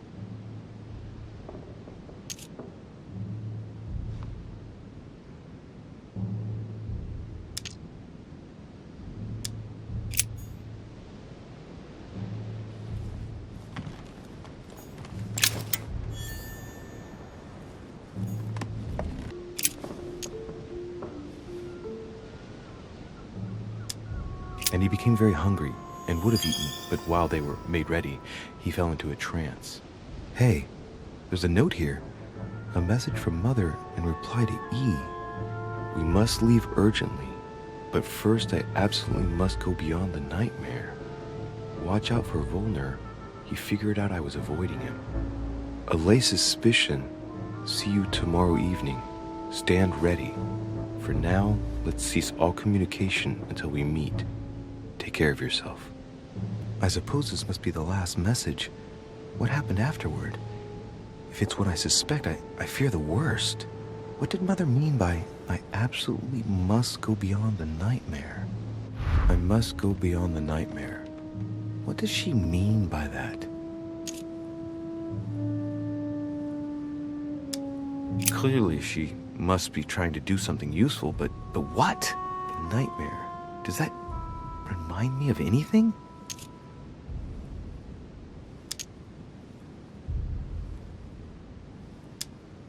It probably has to do with an object or something. Granting that this is the case, where might it be found?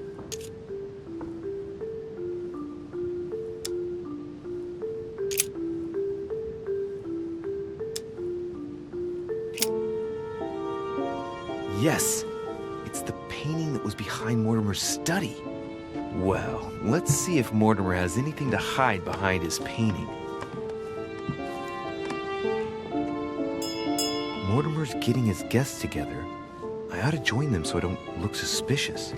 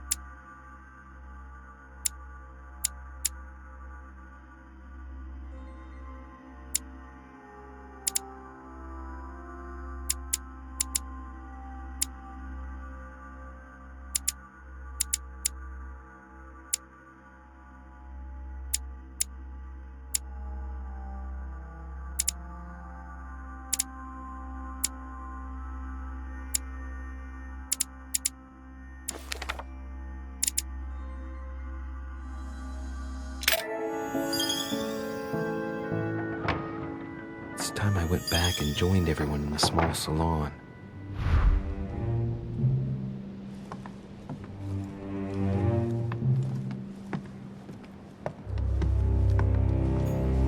You are expected in the small salon, sir.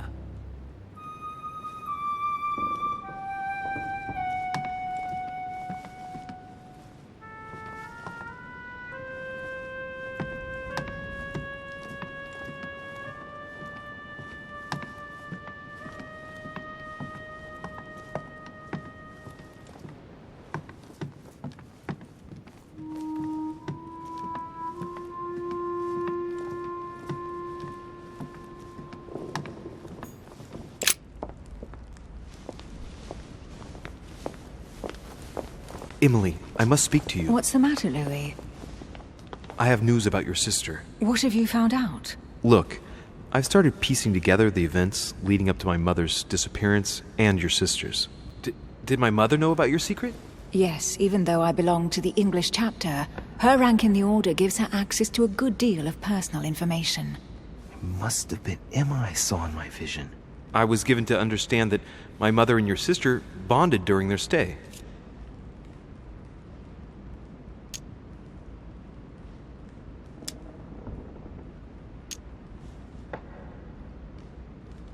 They kept up a secret correspondence, which makes me think they were suspicious of someone.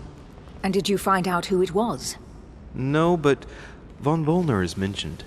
They were planning to make a quick getaway and were looking to hide something beforehand. Have you got these messages? Yes. Go ahead, take a look. I see. I must say, thanks for your honesty, Louis. Should I speak to her about my vision? If what I saw is true, she might want to take revenge. Emily, there's something else. Go on, then. It's about your sister. I don't know what happened exactly, but it's possible that my mother had a go at her. I know, Louis. I found out that same evening. Well, thanks for not trying to hide it. What? Why didn't you tell me? I didn't know if I could trust you. Now I know I can. It seems that your mother tricked Emma. She apparently asked her to hide an important book, so that even she wouldn't know where it was. And then she shot her like a dog to make sure no one would ever find it again. Why would she do that? I don't know, Louis, but I'll find out. You can count on that. I'm sincerely sorry, Emily. Thank you, Louis. But you do realize your mother will have to accept the consequences of her acts. There must be an explanation, Emily. That's what we shall see. Come, Louis. They're waiting for us.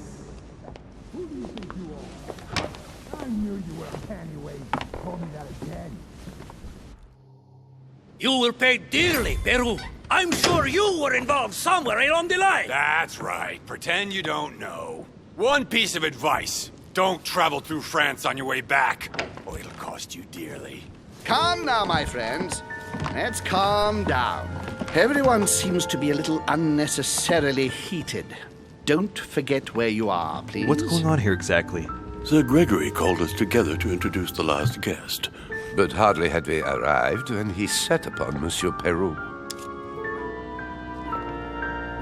And who is this charming character? Manuel Godoy, the Duke of La Alcudia. He's the head of the Spanish government, Monsieur de Riche. He's the one who, in practice, controls Spain. How could you dare do such a thing? Dios mío, you are all out of your minds! Really, Duke Manuel?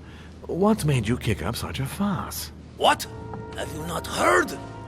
Well, let me inform you that yesterday morning at 10:22 a.m. precisely, in the middle of the Place de la Révolution in Paris, by decree of the National Convention which Monsieur Peru works for, King Louis was guillotined.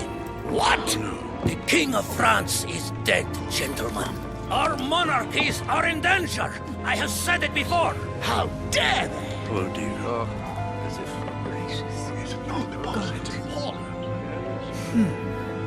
Friends, let us calm down. Don't pretend to be surprised.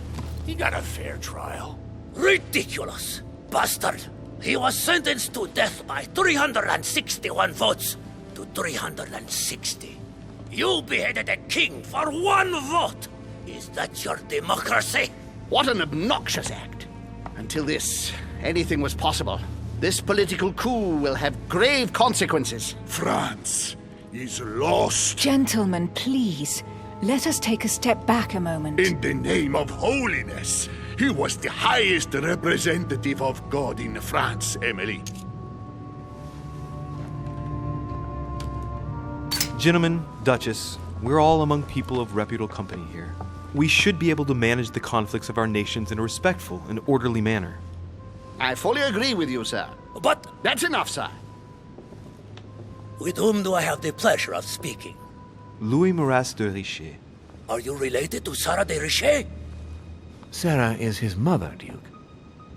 Gentlemen, this news affects us all, but I must ask you to remain calm. It's not the first time history has taken us by surprise. Let's ensure that our respective countries are allowed to respond appropriately to this news. Oh, rest assured. The response will not fall short, my friend. Good for you. Well, Your Grace, here I was preparing to introduce you as is proper, and you've beaten me to it. I'm delighted that we are all together at last. Our meeting will therefore be able to kick off shortly. I have just a few more little preparations to take care of before you all find out the reason for your presence here. In the meantime, I shall leave you to get to know one another. When you hear the bell, please proceed to the conclave room on my left, behind that door. I'll see you later.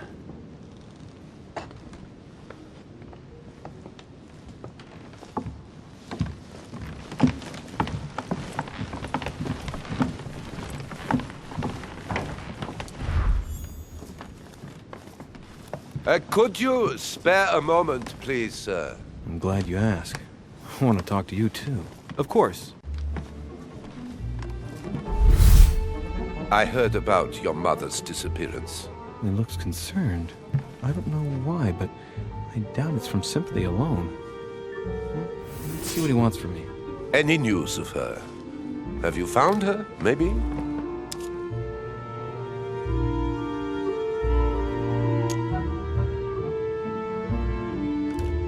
Hear you speak, it sounds like you and my mother were close. Let's say I hold your mother in high esteem, yes. We were even planning to work together. That's what he was getting at. Did she tell you about our arrangement? Of course she did. Perfect. I'm glad to know it. So, how should we proceed then? What do you mean? Oh, come, sir. No point pretending. You know. You obviously have no idea what I'm talking about, do you? You might have come across some old books in her belongings, perhaps?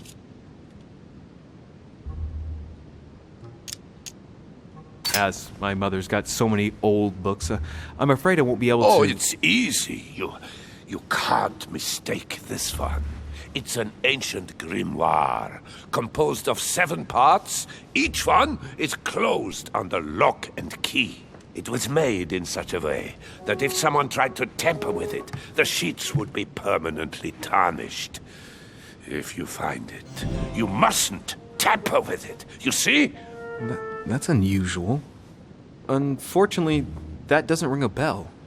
I'll look again, but I wouldn't get my hopes up. You seem very upset.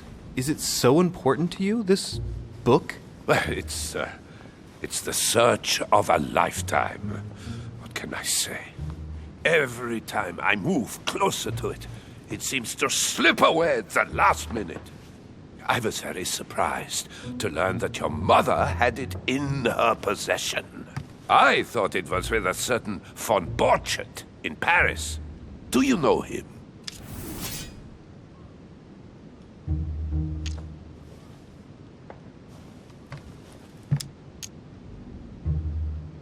Indeed. My mother and I had a brush with this individual just a few months ago. What about? About an object stolen from the Order a few years ago, which my mother wanted to recover. This situation comes as a great surprise to me. I got him now. I hope I've been able to satisfy your curiosity, Mr. von Wollner, and that you succeed in finding what you're looking for. Oh, and so do I.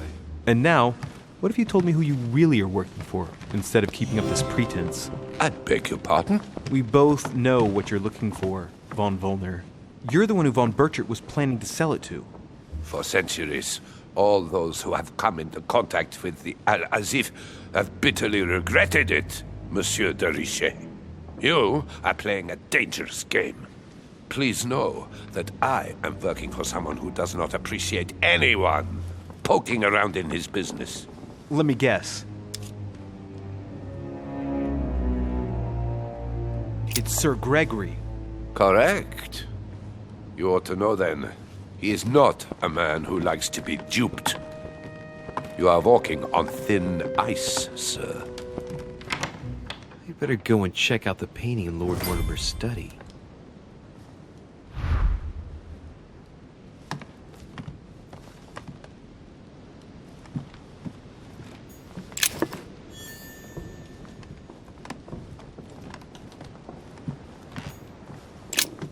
There's a pattern with 5 circles on this chest.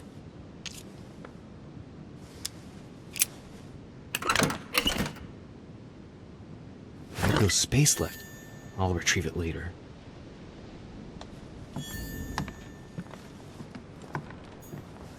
Hey, these look like pages taken from an ancient encyclopedia.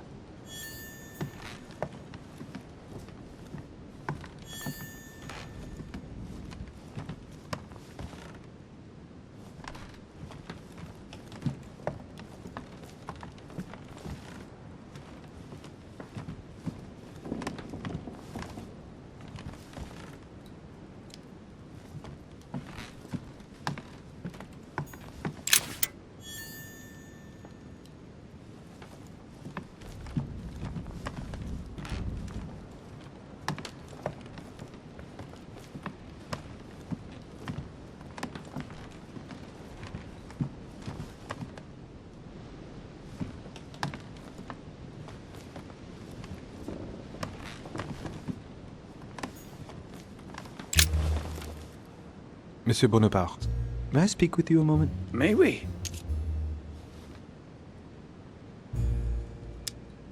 What do you think of Duke Godoy? Well, I'd rather not express any opinion of him. Why is that? His reputation is enough for me. Meaning? This gentleman enjoys people talking about him for too many reasons. His undeserved titles, more than 10 in just 4 years, and each one more prestigious than the one before. You don't think he deserves them? If I had seen him on the battlefield, there might be some doubt. But that is not the case. The Queen would rather not risk losing him, so she consoles him with awards and titles. So you don't have a very positive opinion? His coveting French Catalonia does not encourage me to have one. I understand your point of view.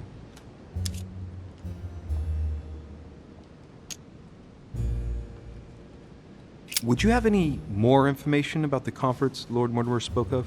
Nothing at all. Mortimer is very committed to secrecy when it comes to his conferences. But given the presence of Monsieur Peru and ourselves, I think it must concern France to some extent. Otherwise, I doubt he would have invited 3 Frenchmen to his table, huh? What do you think of Duke Godoy? Well, I'd rather not express any opinion of him. Why is that? His reputation is enough for me.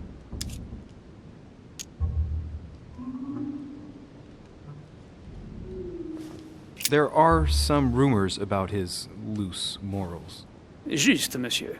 Add to that his devouring ambition, if you want my opinion. Playing at lover boy rather than gaining merit for his career. It's a disgrace for any soldier. I understand your point of view. Well, I'll be leaving you now. Shall we meet up again later? Wait, monsieur. Any news of your mother? Unfortunately not, no.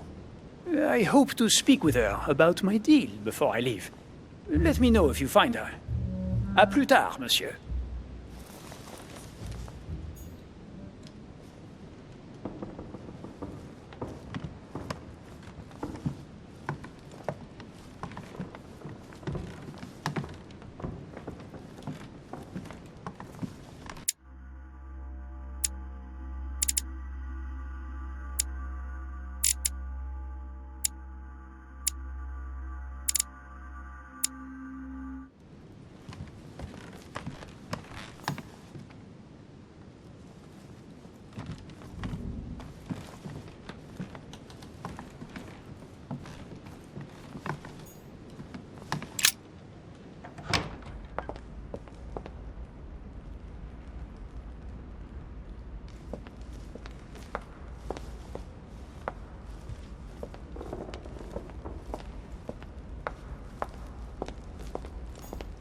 What can I do for you, sir?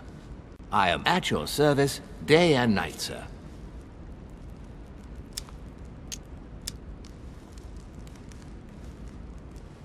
As I was unable to bring my personal effects with me, I was wondering if you could find me a few items. Of course, sir. What would you require?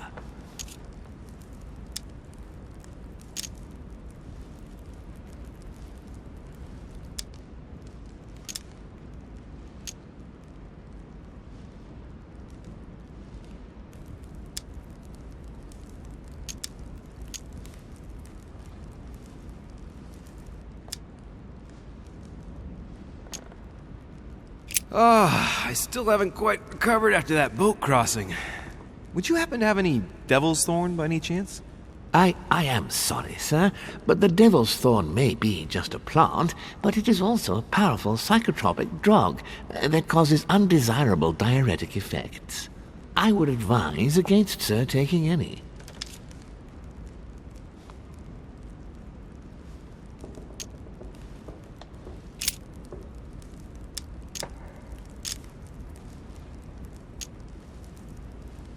You wouldn't have a little golden elixir I could use, would you? Oh, unfortunately, sir, I have orders not to give any of that medicine to any of Lord Mortimer's guests. Some guests are here to follow a very strict treatment. Mixing or combining certain substances would be dangerous for sir.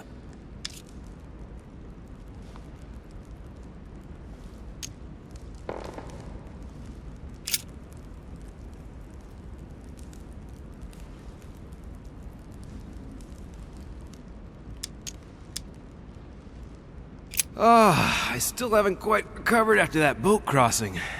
Would you happen to have any devil's thorn by any chance? I am sorry, sir, but the devil's thorn may be just a plant, but it is also a powerful psychotropic drug that causes undesirable diuretic effects. I would advise against, sir, taking any.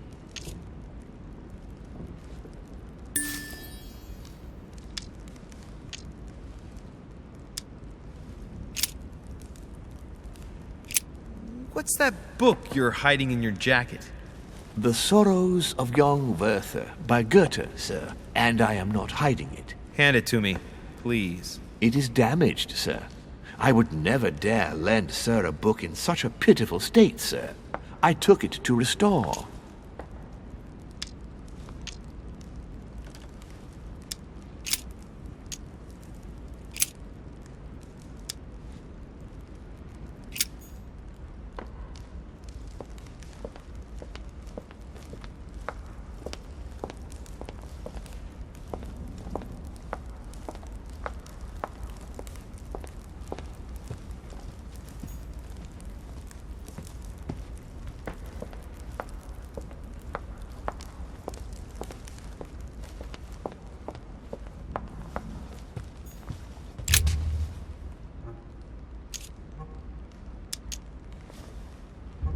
Mr. President, can you tell me a little more about the coming conference? Of course, Louis.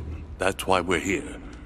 Lord Mortimer or Sir Gregory regularly organize meetings like this to put forward major projects. What do you mean by major projects? I'd prefer to let Lord Mortimer explain that to you, Louis. Let's say he brings together influential people in order to consider possible actions to undertake to guarantee the future of nations. Do you know the theme of the conference? Not in the slightest. None of the guests know the theme before arriving, but you'll see. Everything will turn out fine. Don't worry. Mr. President, what do you think about your counterpart, Duke Manuel? I'm very surprised he was able to accept Lord Mortimer's invitation, given the political situation in Spain.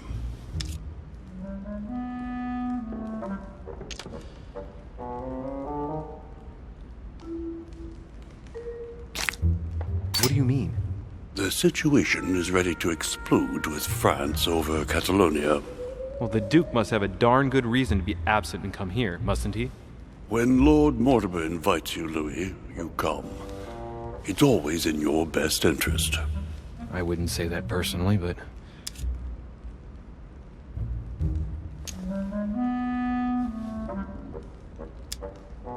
Mr. President, can you tell me a little more about the coming conference? Of course, Louis. That's why we're here. Lord Mortimer or Sir Gregory regularly organize meetings like this to put forward major projects. What do you mean by major projects? I'd prefer to let Lord Mortimer explain that to you, Louis. Let's say he brings together influential people in order to consider possible actions to undertake to guarantee the future of nations. Do you know the theme of the conference? Not in the slightest. None of the guests know the theme before arriving, but you'll see. Everything will turn out fine. Don't worry.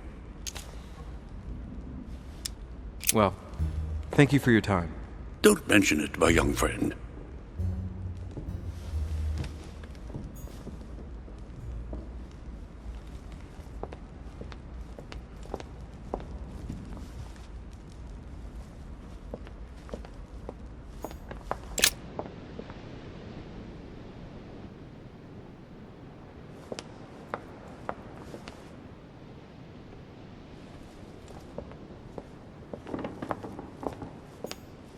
Duchess Emily Hillsborough.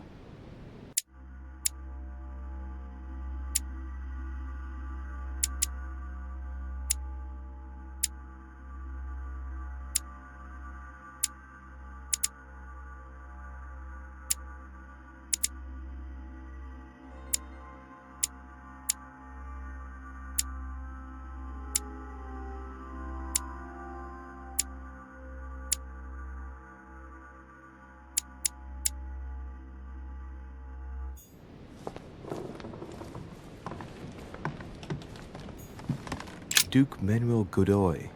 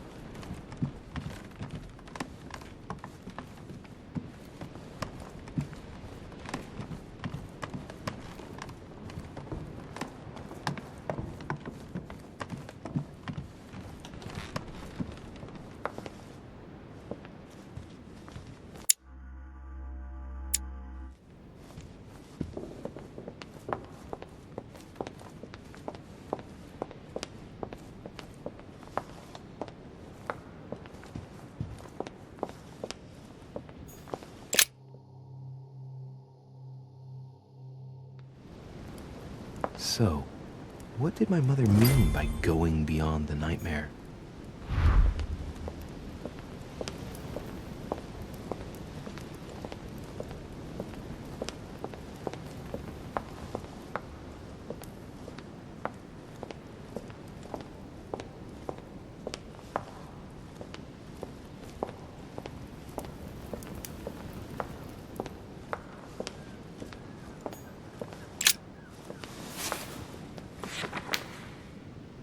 A book on the history of the Crusades. I don't think it has any connection with my research.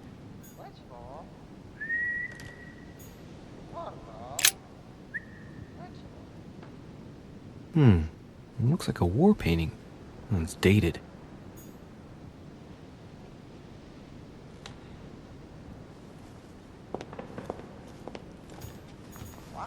Now, what have we got here? Well, it looks like a model of a lock. As if Mortimer is fond of complicating things sometimes. Well, I hope I never have to try and unlock it.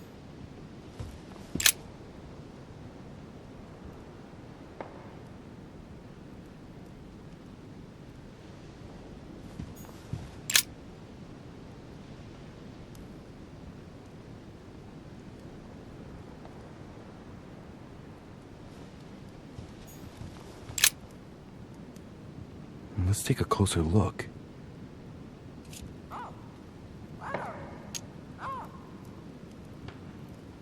Judging by the shape, I'd say they're Criollo cocoa beans.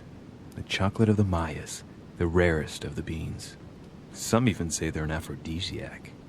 When a product is in fashion, people attribute all sorts of virtues to it, not to be given to animals.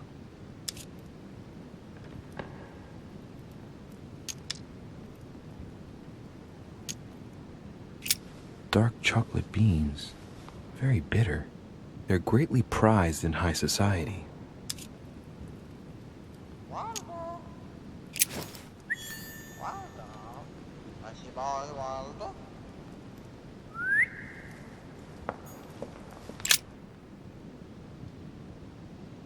A painting about a siege dated.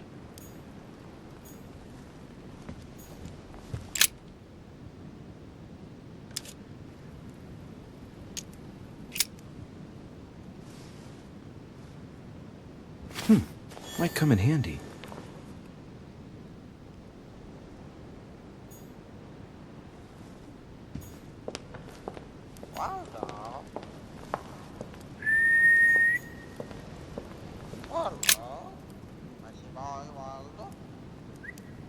A family ancestor, apparently.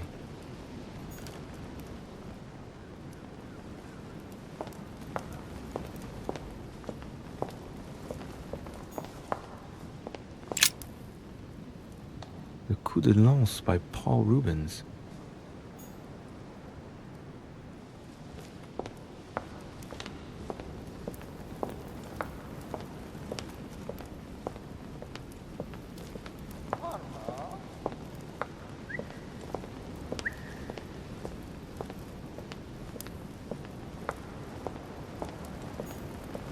The Book of the Mortimer family.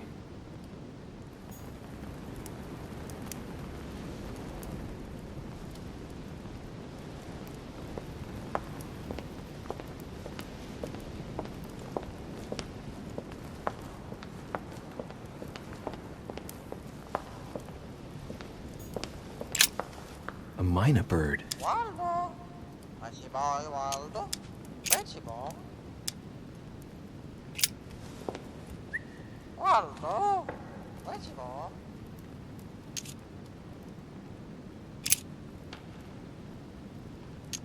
Well, Waldo, is your master good?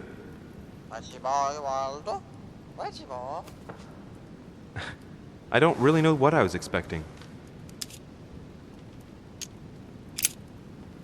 Sarah de Riche? Waldo, you know Sarah?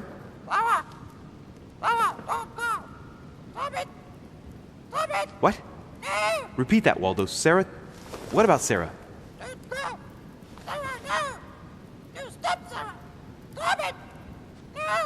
Good God, what's been happening here?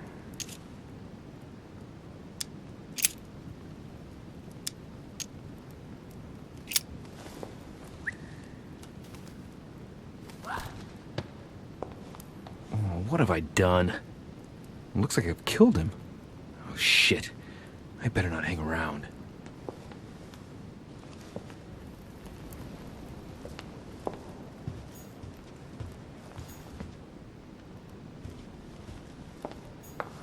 The Nightmare painted by Fuseli in 1781. Ah, this must be what my mother was talking about. Now just need to find out what she meant by go beyond. Hey, looks like it's mounted on rails on each side. It should lift up, I think. There must be a mechanism somewhere.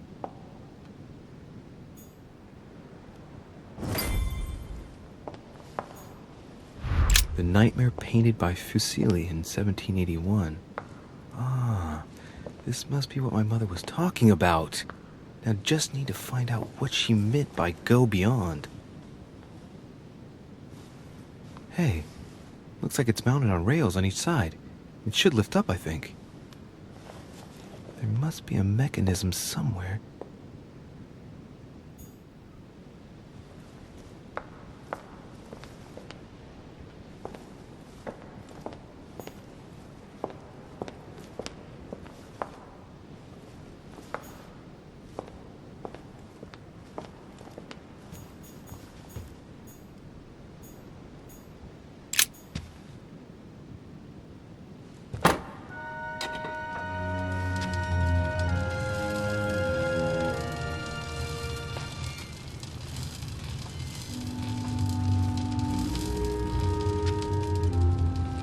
Aha!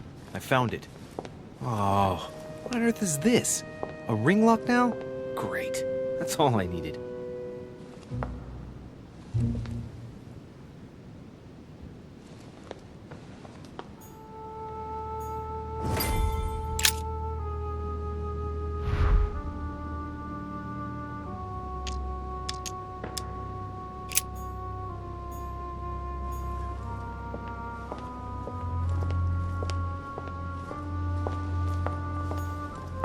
This painting isn't finished.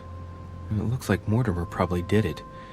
Not bad, but you can't exactly say it's been done in the style of the period.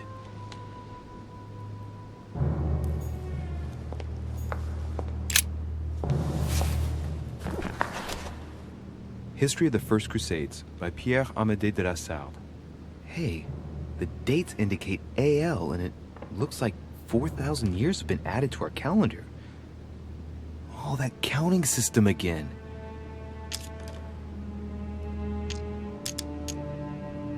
The famous call of Pope Urban II. 20 years after the capture of Jerusalem from the Arabs by the Turks, Urban II convened the council. He promises a plenary indulgence to Christians who go and get Jerusalem back from the Turks. The result, the Jewish community on the road to Jerusalem found itself persecuted for no reason. 12,000 Jews would perish, not to mention the massacre of Ma'ara, where acts of cannibalism by Frankish crusaders were reported, or even the capture of Jerusalem, where approximately 30,000 were left dead. It signaled the beginning of centuries of wars of religion.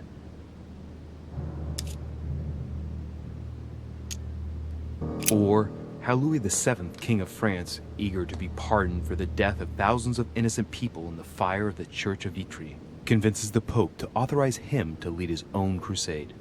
The result, in Germany, a new outburst of violence against the Jewish community, and a monumental fiasco by poor Louis VII, cuckolded by his wife's uncle.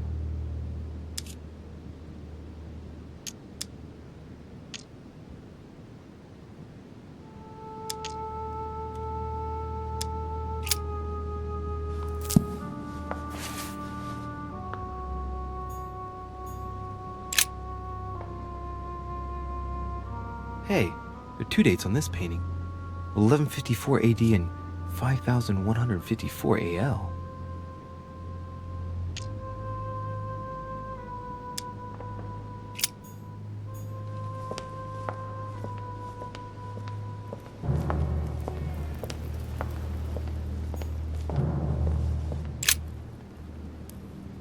Coup de Lance by Paul Rubens.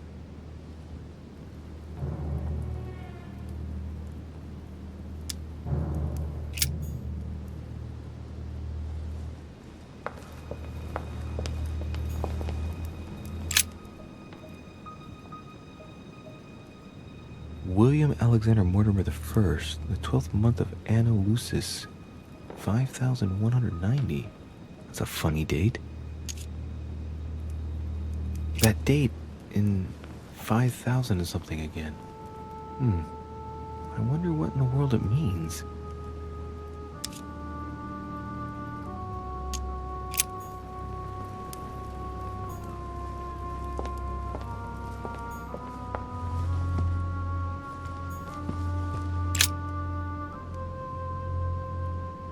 Painting depicting the Third Crusade. It's titled Winter Before the Fall of Saint-Jean d'Acre. The Siege of Saint-Jean d'Acre was a major conflict during the Third Crusade. Richard the Lionheart and Philip Augustus fought to take the town back. It was the Crusaders' first operation to take back the Kingdom of Jerusalem.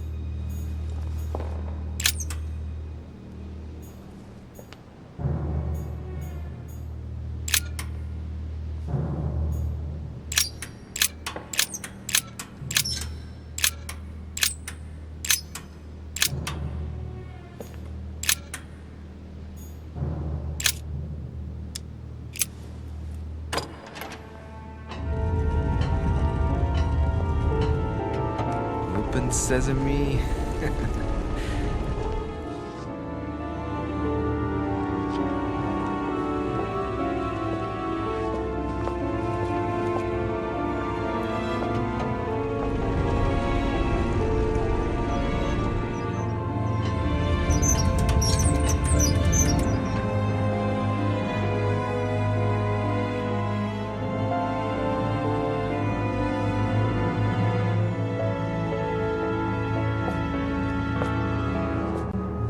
Let's see what you've been hiding, Lord Murderer.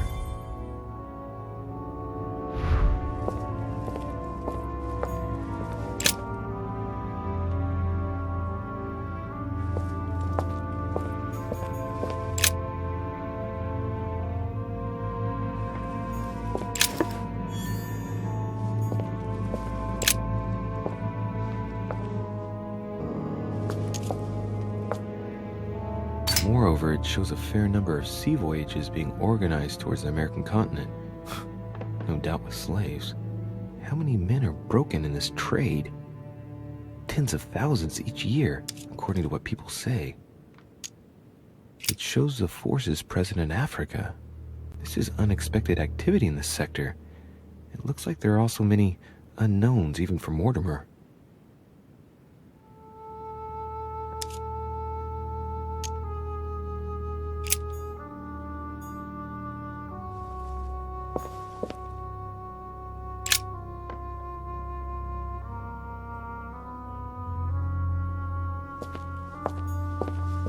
Weakness of the Human Psyche by Guillaume Trimore.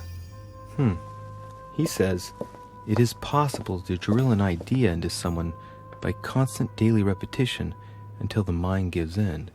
And goes on, there are hundreds of good ways to live life, but you only need one to convince the masses that it's the only one possible.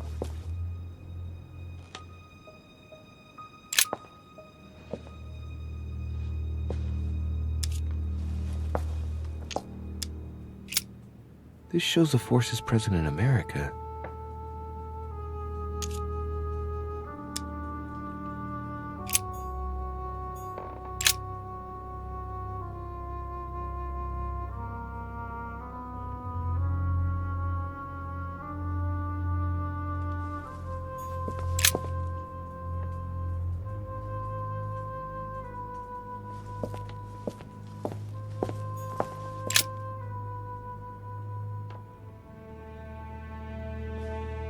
This is my mother's writing. I've picked up her trail. What is she up to? Obviously, she wants to lure Mortimer somewhere, but where? The only clue she's left for Mortimer is this stone sword. It must be intentional. It looks like a decorative sword, like from a statue, for example. And judging by the state of it, I'm guessing it's been left outside for a long time. I have absolutely got to find out where it came from.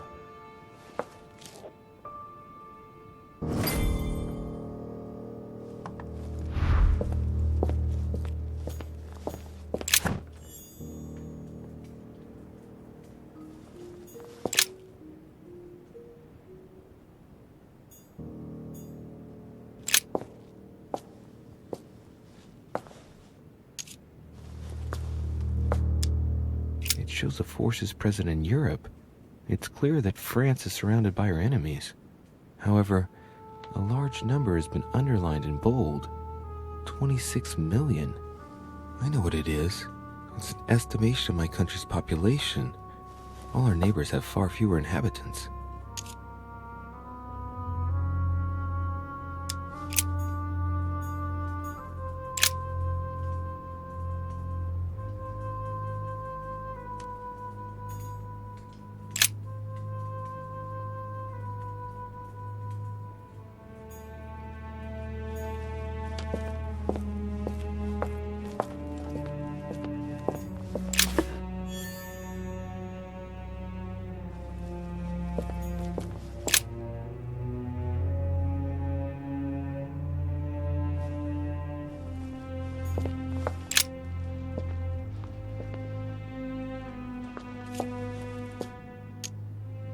A fine-looking map of the Orient, indeed.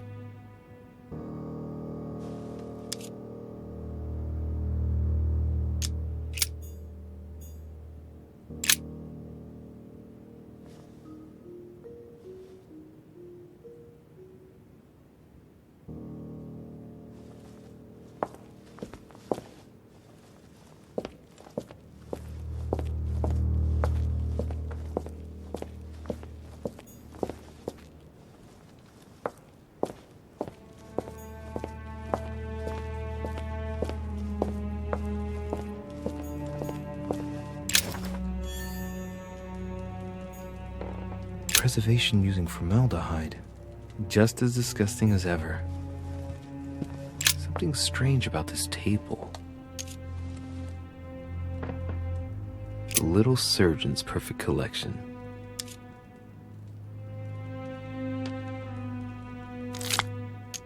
kind of experiments does Mortimer carry out here?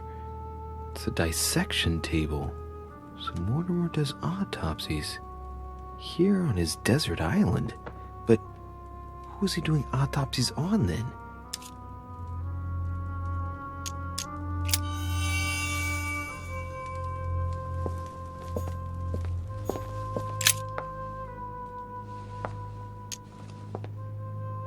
Strange. I don't recognize the alphabet. I wonder where the pictograms are from. It isn't Egyptian or Hebrew. There are two inscriptions on the sides as well as on the top. No way to know what's underneath. Absolutely no idea what it's for, but I find this cue fascinating. Looks like obsidian or onyx. It must weigh a ton.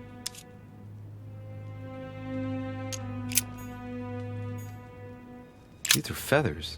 Pigeon, probably.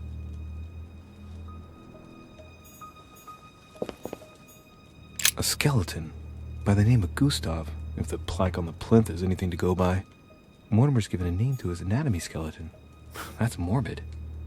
Oh, his right hand is missing.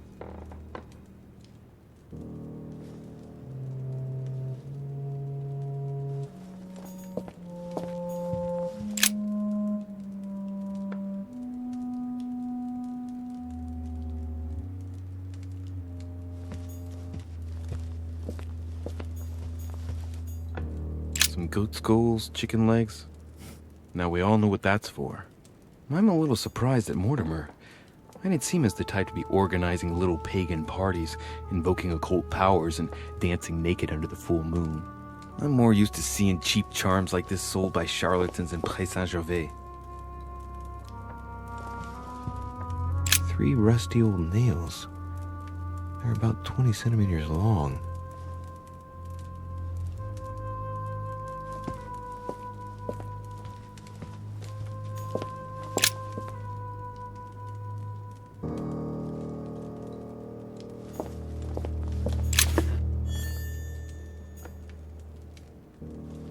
Table of alchemical elements. So, Lord Mortimer also studies alchemy? It seems like he's interested in everything.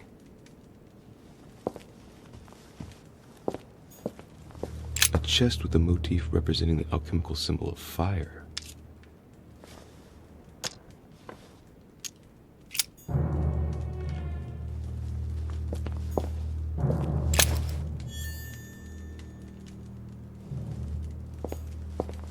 A chest with a motif representing the alchemical symbol of fire.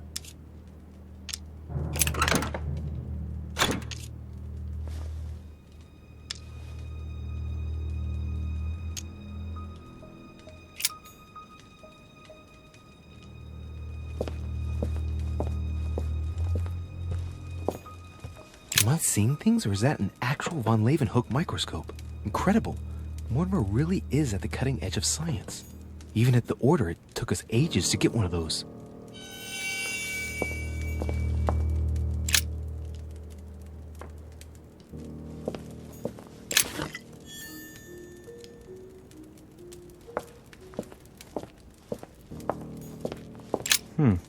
That must be for writing the homing pigeon messages.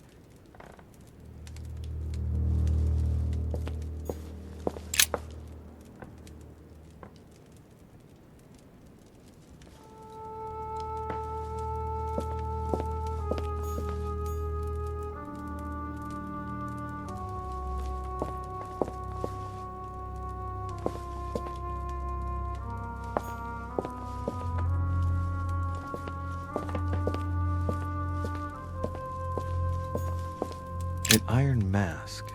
I wonder who it's for.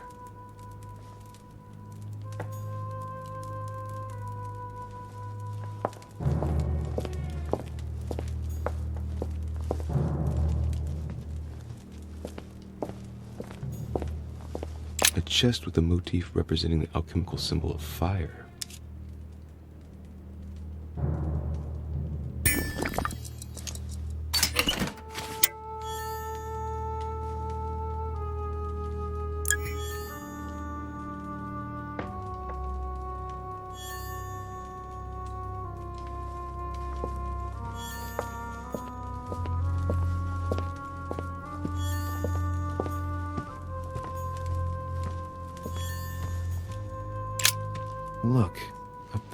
tarot cards. Has he been reading the cards? Mortimer? That would surprise me. It is a typical draw on a line that answers a specific question. To the left, temperance, that announces a reward for one who patiently waits before taking any action. And in the middle, the chariot, which symbolizes triumph and business success. To the right, the emperor evokes a future full of power and stability.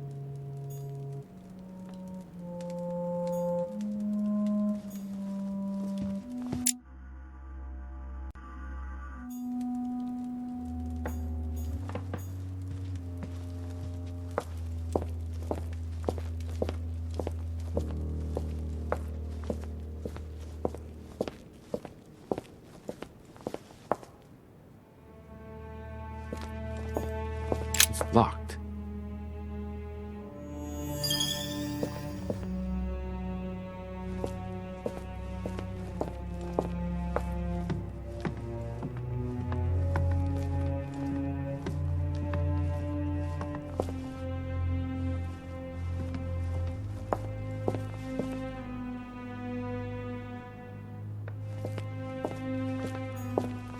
Weakness of the Human Psyche by Guillaume Tremor.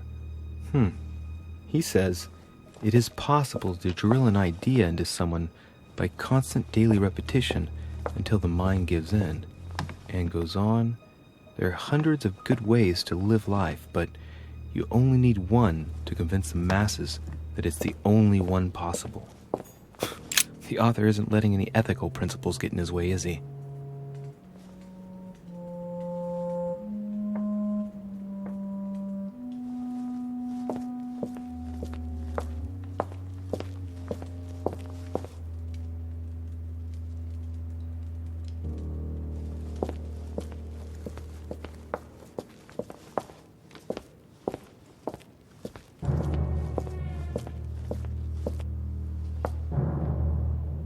Oh, shit.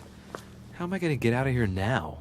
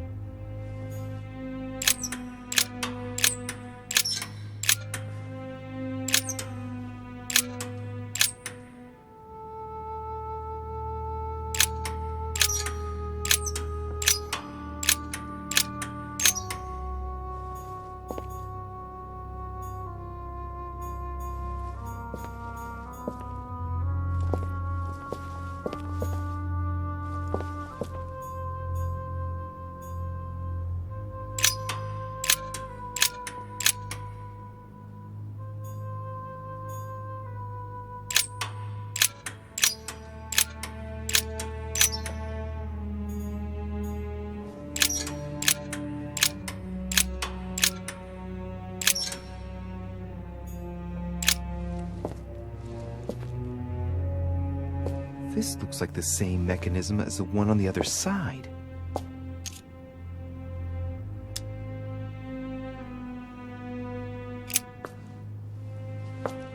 Looks like the same as the one on the other side.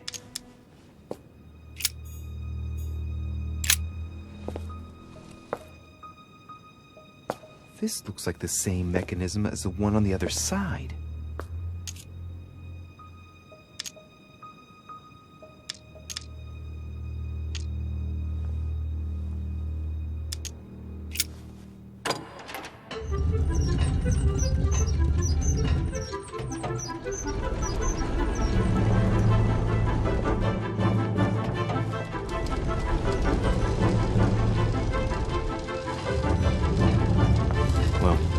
Better not dwell on it then.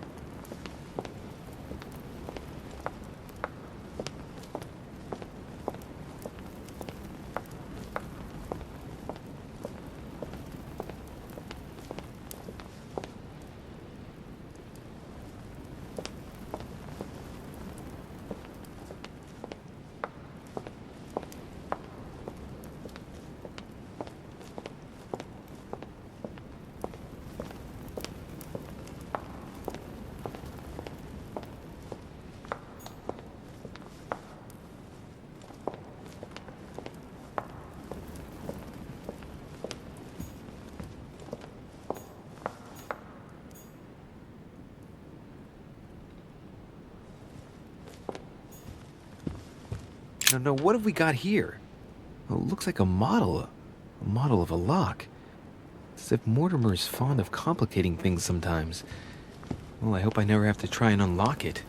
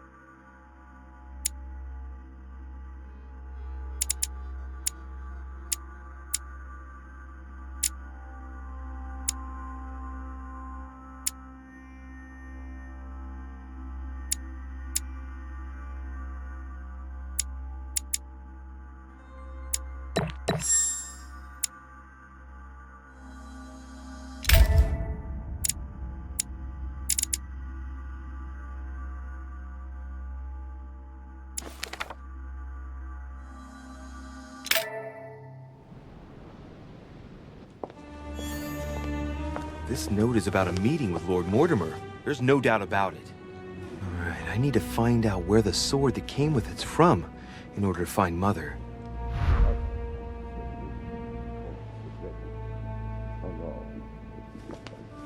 You're joking, I hope. Don't tell me you've done that. Really? How do you expect me to guess? Oh, for God's sake, just ask them.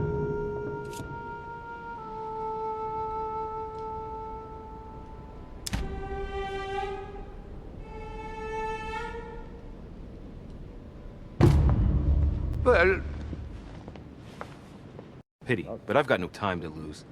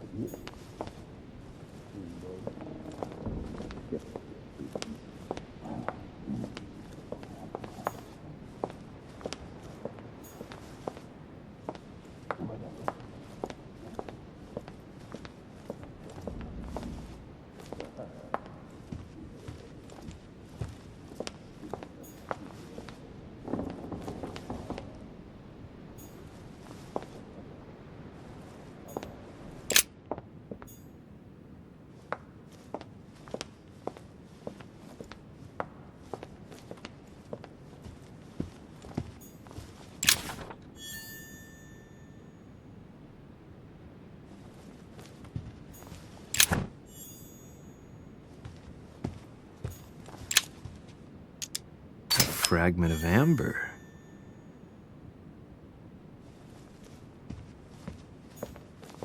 There's the alchemical symbol of the earth on the lid.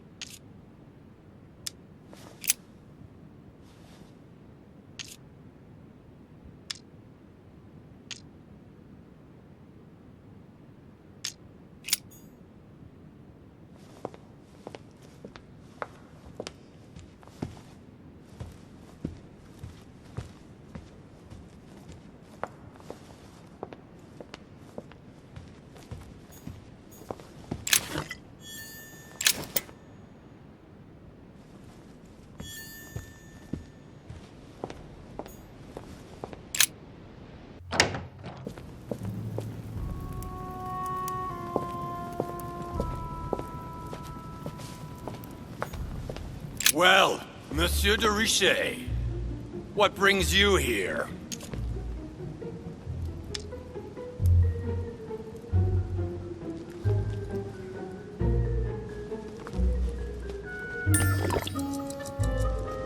To tell the truth, I was wondering the same thing about you.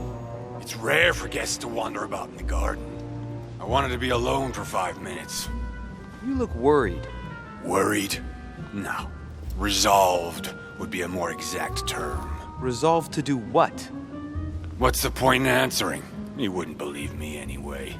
I'll be leaving now because whatever it is you're up to, I do not want to know. Be seeing ya.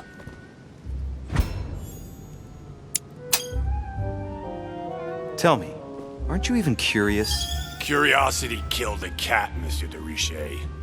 I admit, I may have judged you wrongly. Watching you seek out Mortimer's little secrets might even be amusing, if I didn't already know the consequences. See you later. What happened to you, monsieur? It's time for me to assume the consequences of my choices. I've sold my soul to the devil. Now it's time to pay.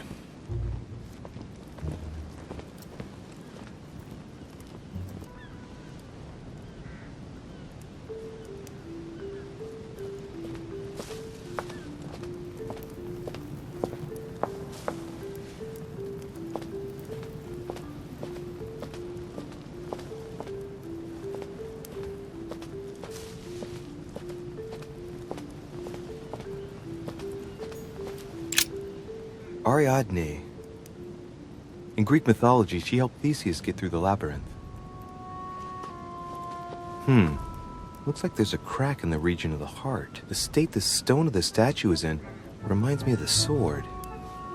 I'll bet my boots this is where Mother wanted to lure Mortimer. Just need to know why.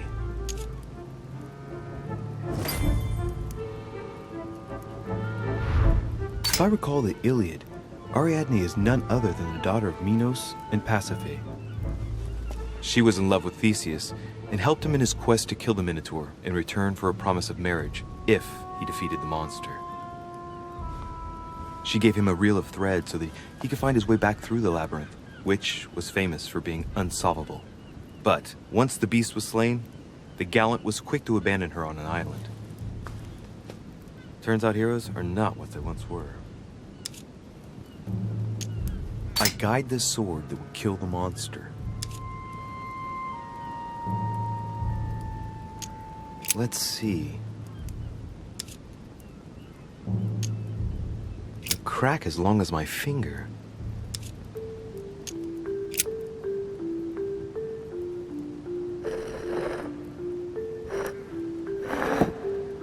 And what's going to happen if I've got it wrong? Ariadne.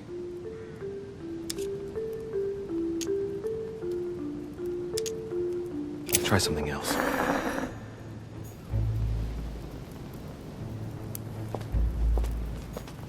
Here's the famous Ariadne's thread, thanks to which, if I remember rightly, Theseus avoided getting lost in the labyrinth.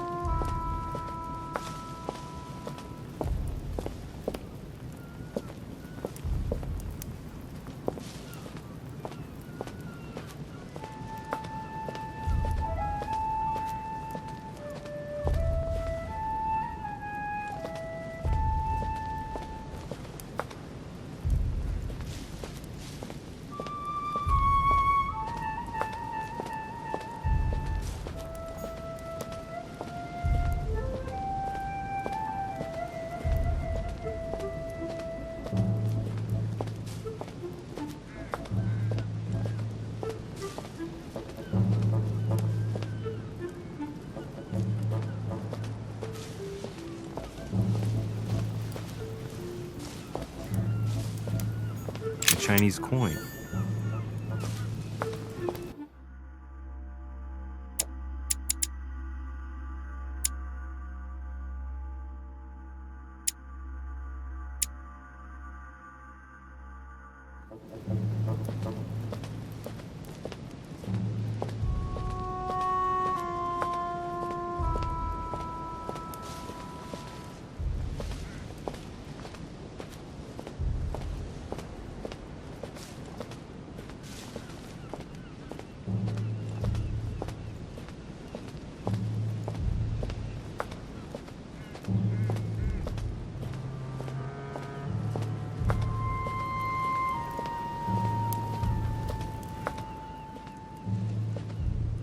wonder what this kiosk is doing in the middle of the garden.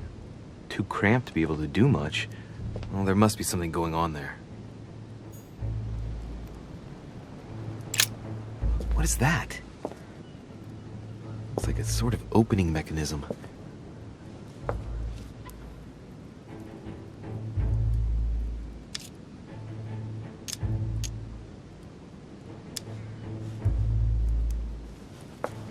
Knowing Mortimer, I bet it's booby-trapped. There's a little hole at the fingers. I'm pretty sure if I get it wrong, I'll get pricked. Damn you, Mortimer. Reminds me of traps I studied in Egyptian tombs. Knowing Mortimer, I bet it's booby-trapped. There's a little hole at the fingers. I'm pretty sure if I get it wrong, I'll get pricked. Damn you, Mortimer. Reminds me of traps I studied in Egyptian tombs.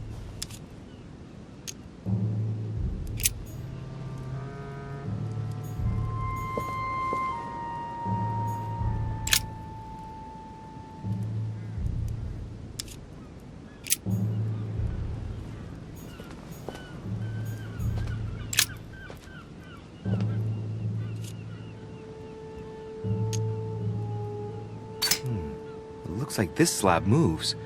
Well, I wouldn't be surprised if there was a passageway underneath it. It's up to the just to deliver judgment. Truth unlocks all possibilities.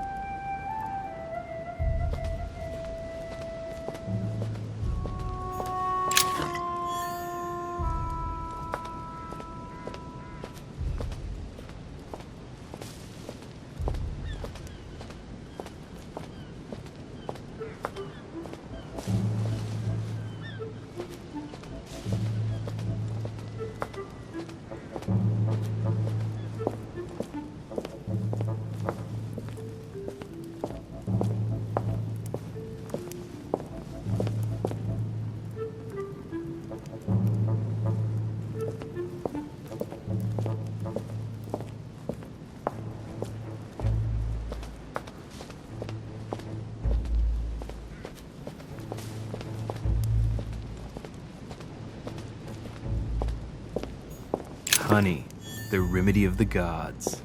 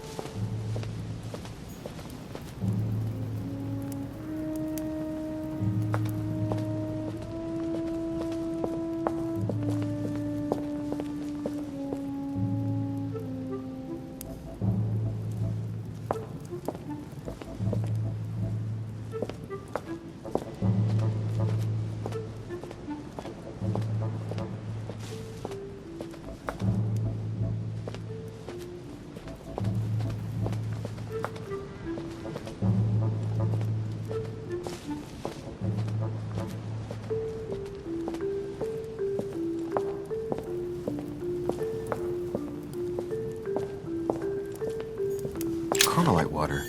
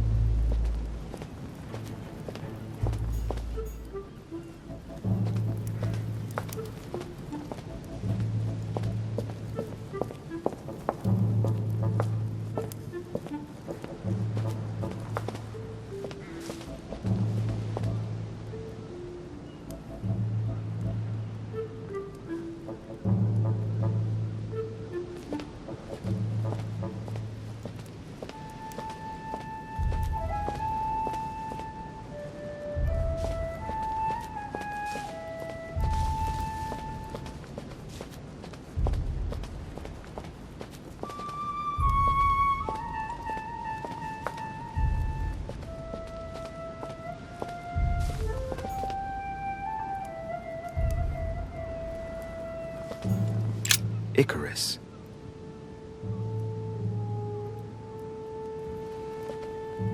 The son of Daedalus and Nocrate.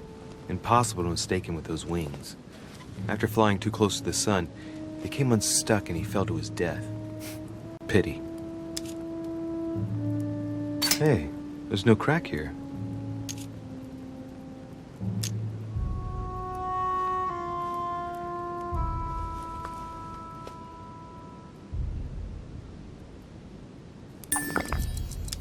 I am the innocent one, sacrificed for the sins of the father.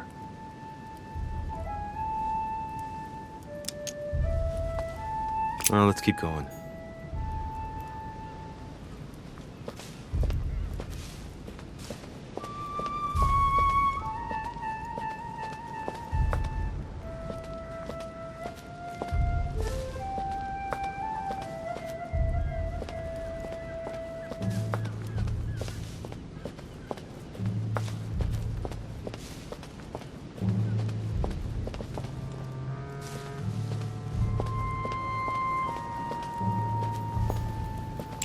Theseus, son of Aegeus.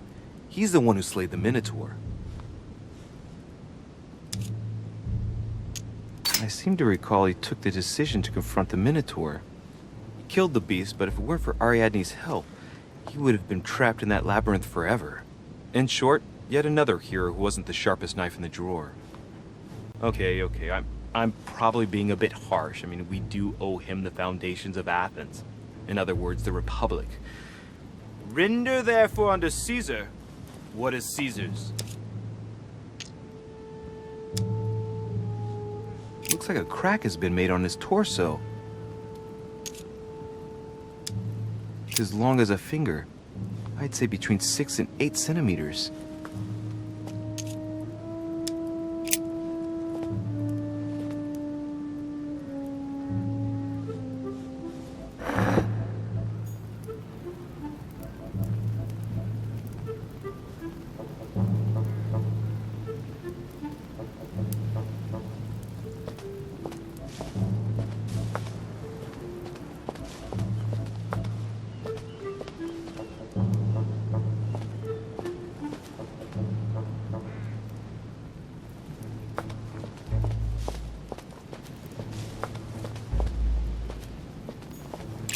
Theseus. Let's try something else instead.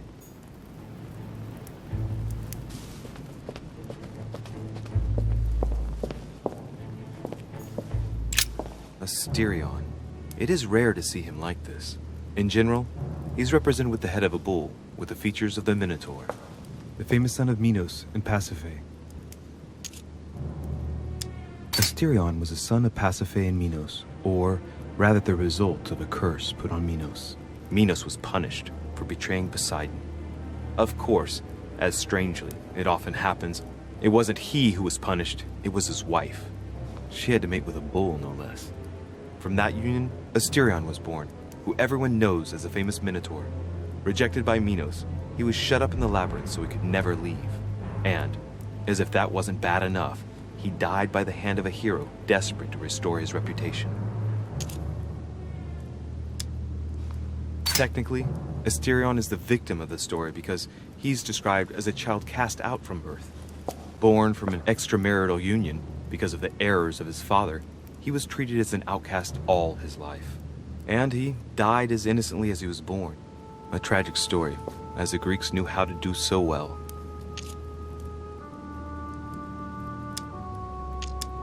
This statue has a crack in it.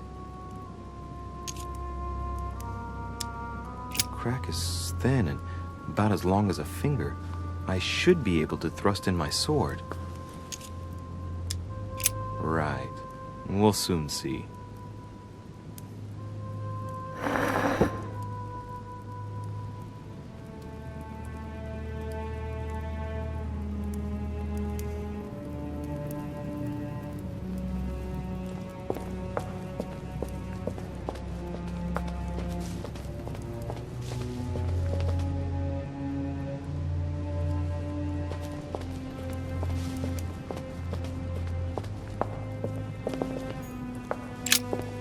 Mysterion.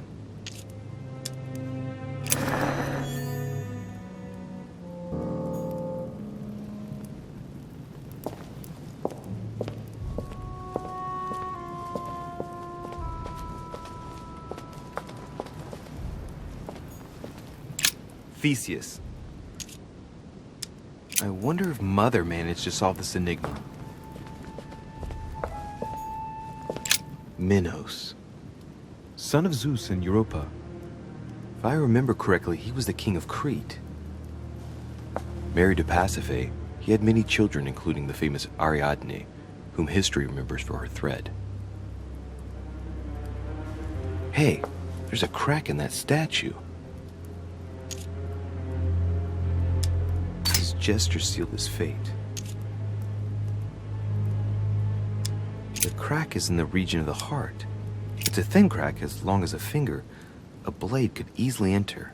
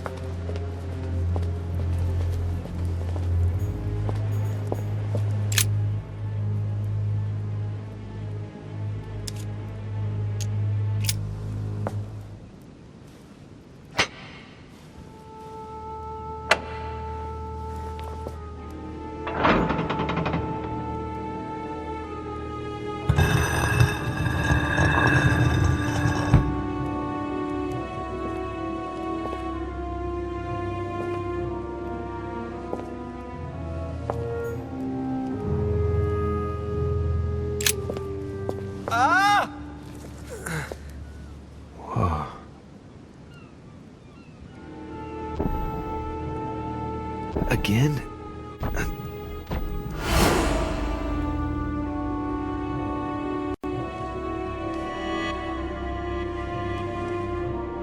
You can't be serious, Manuel.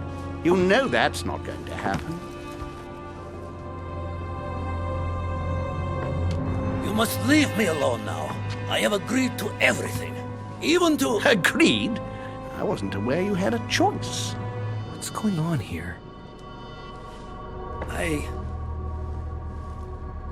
What now? What else must I do to win back my freedom? Obey me. Now get out!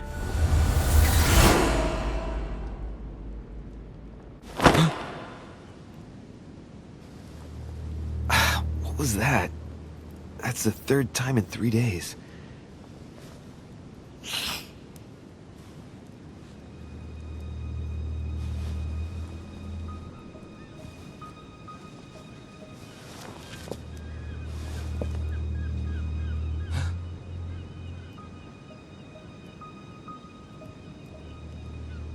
Let's see if you're in there, Mother.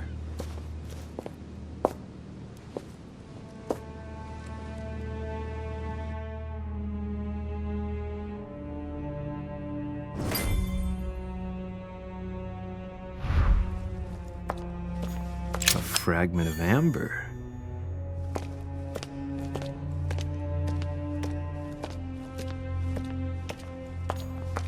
Bandages. Someone's been patching themselves up. Looks like my mother took advantage of being in hiding to change her bandages, huh? This is silk. She must have used her own clothes. There are patches where the blood isn't totally clotted. That's a good sign, right? She changed them recently, which proves she's still looking after herself and still believes in her chances. Well, I'd love to tell her to keep hanging in there.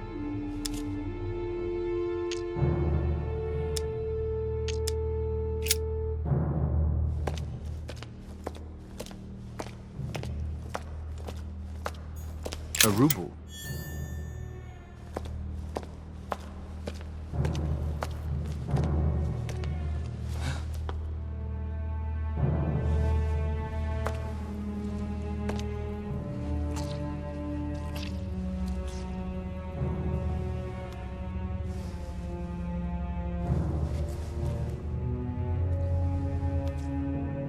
Damn it, Mother.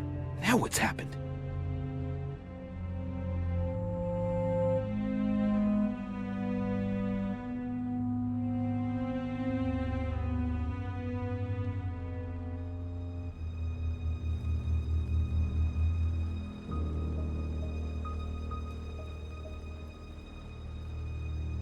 Don't move!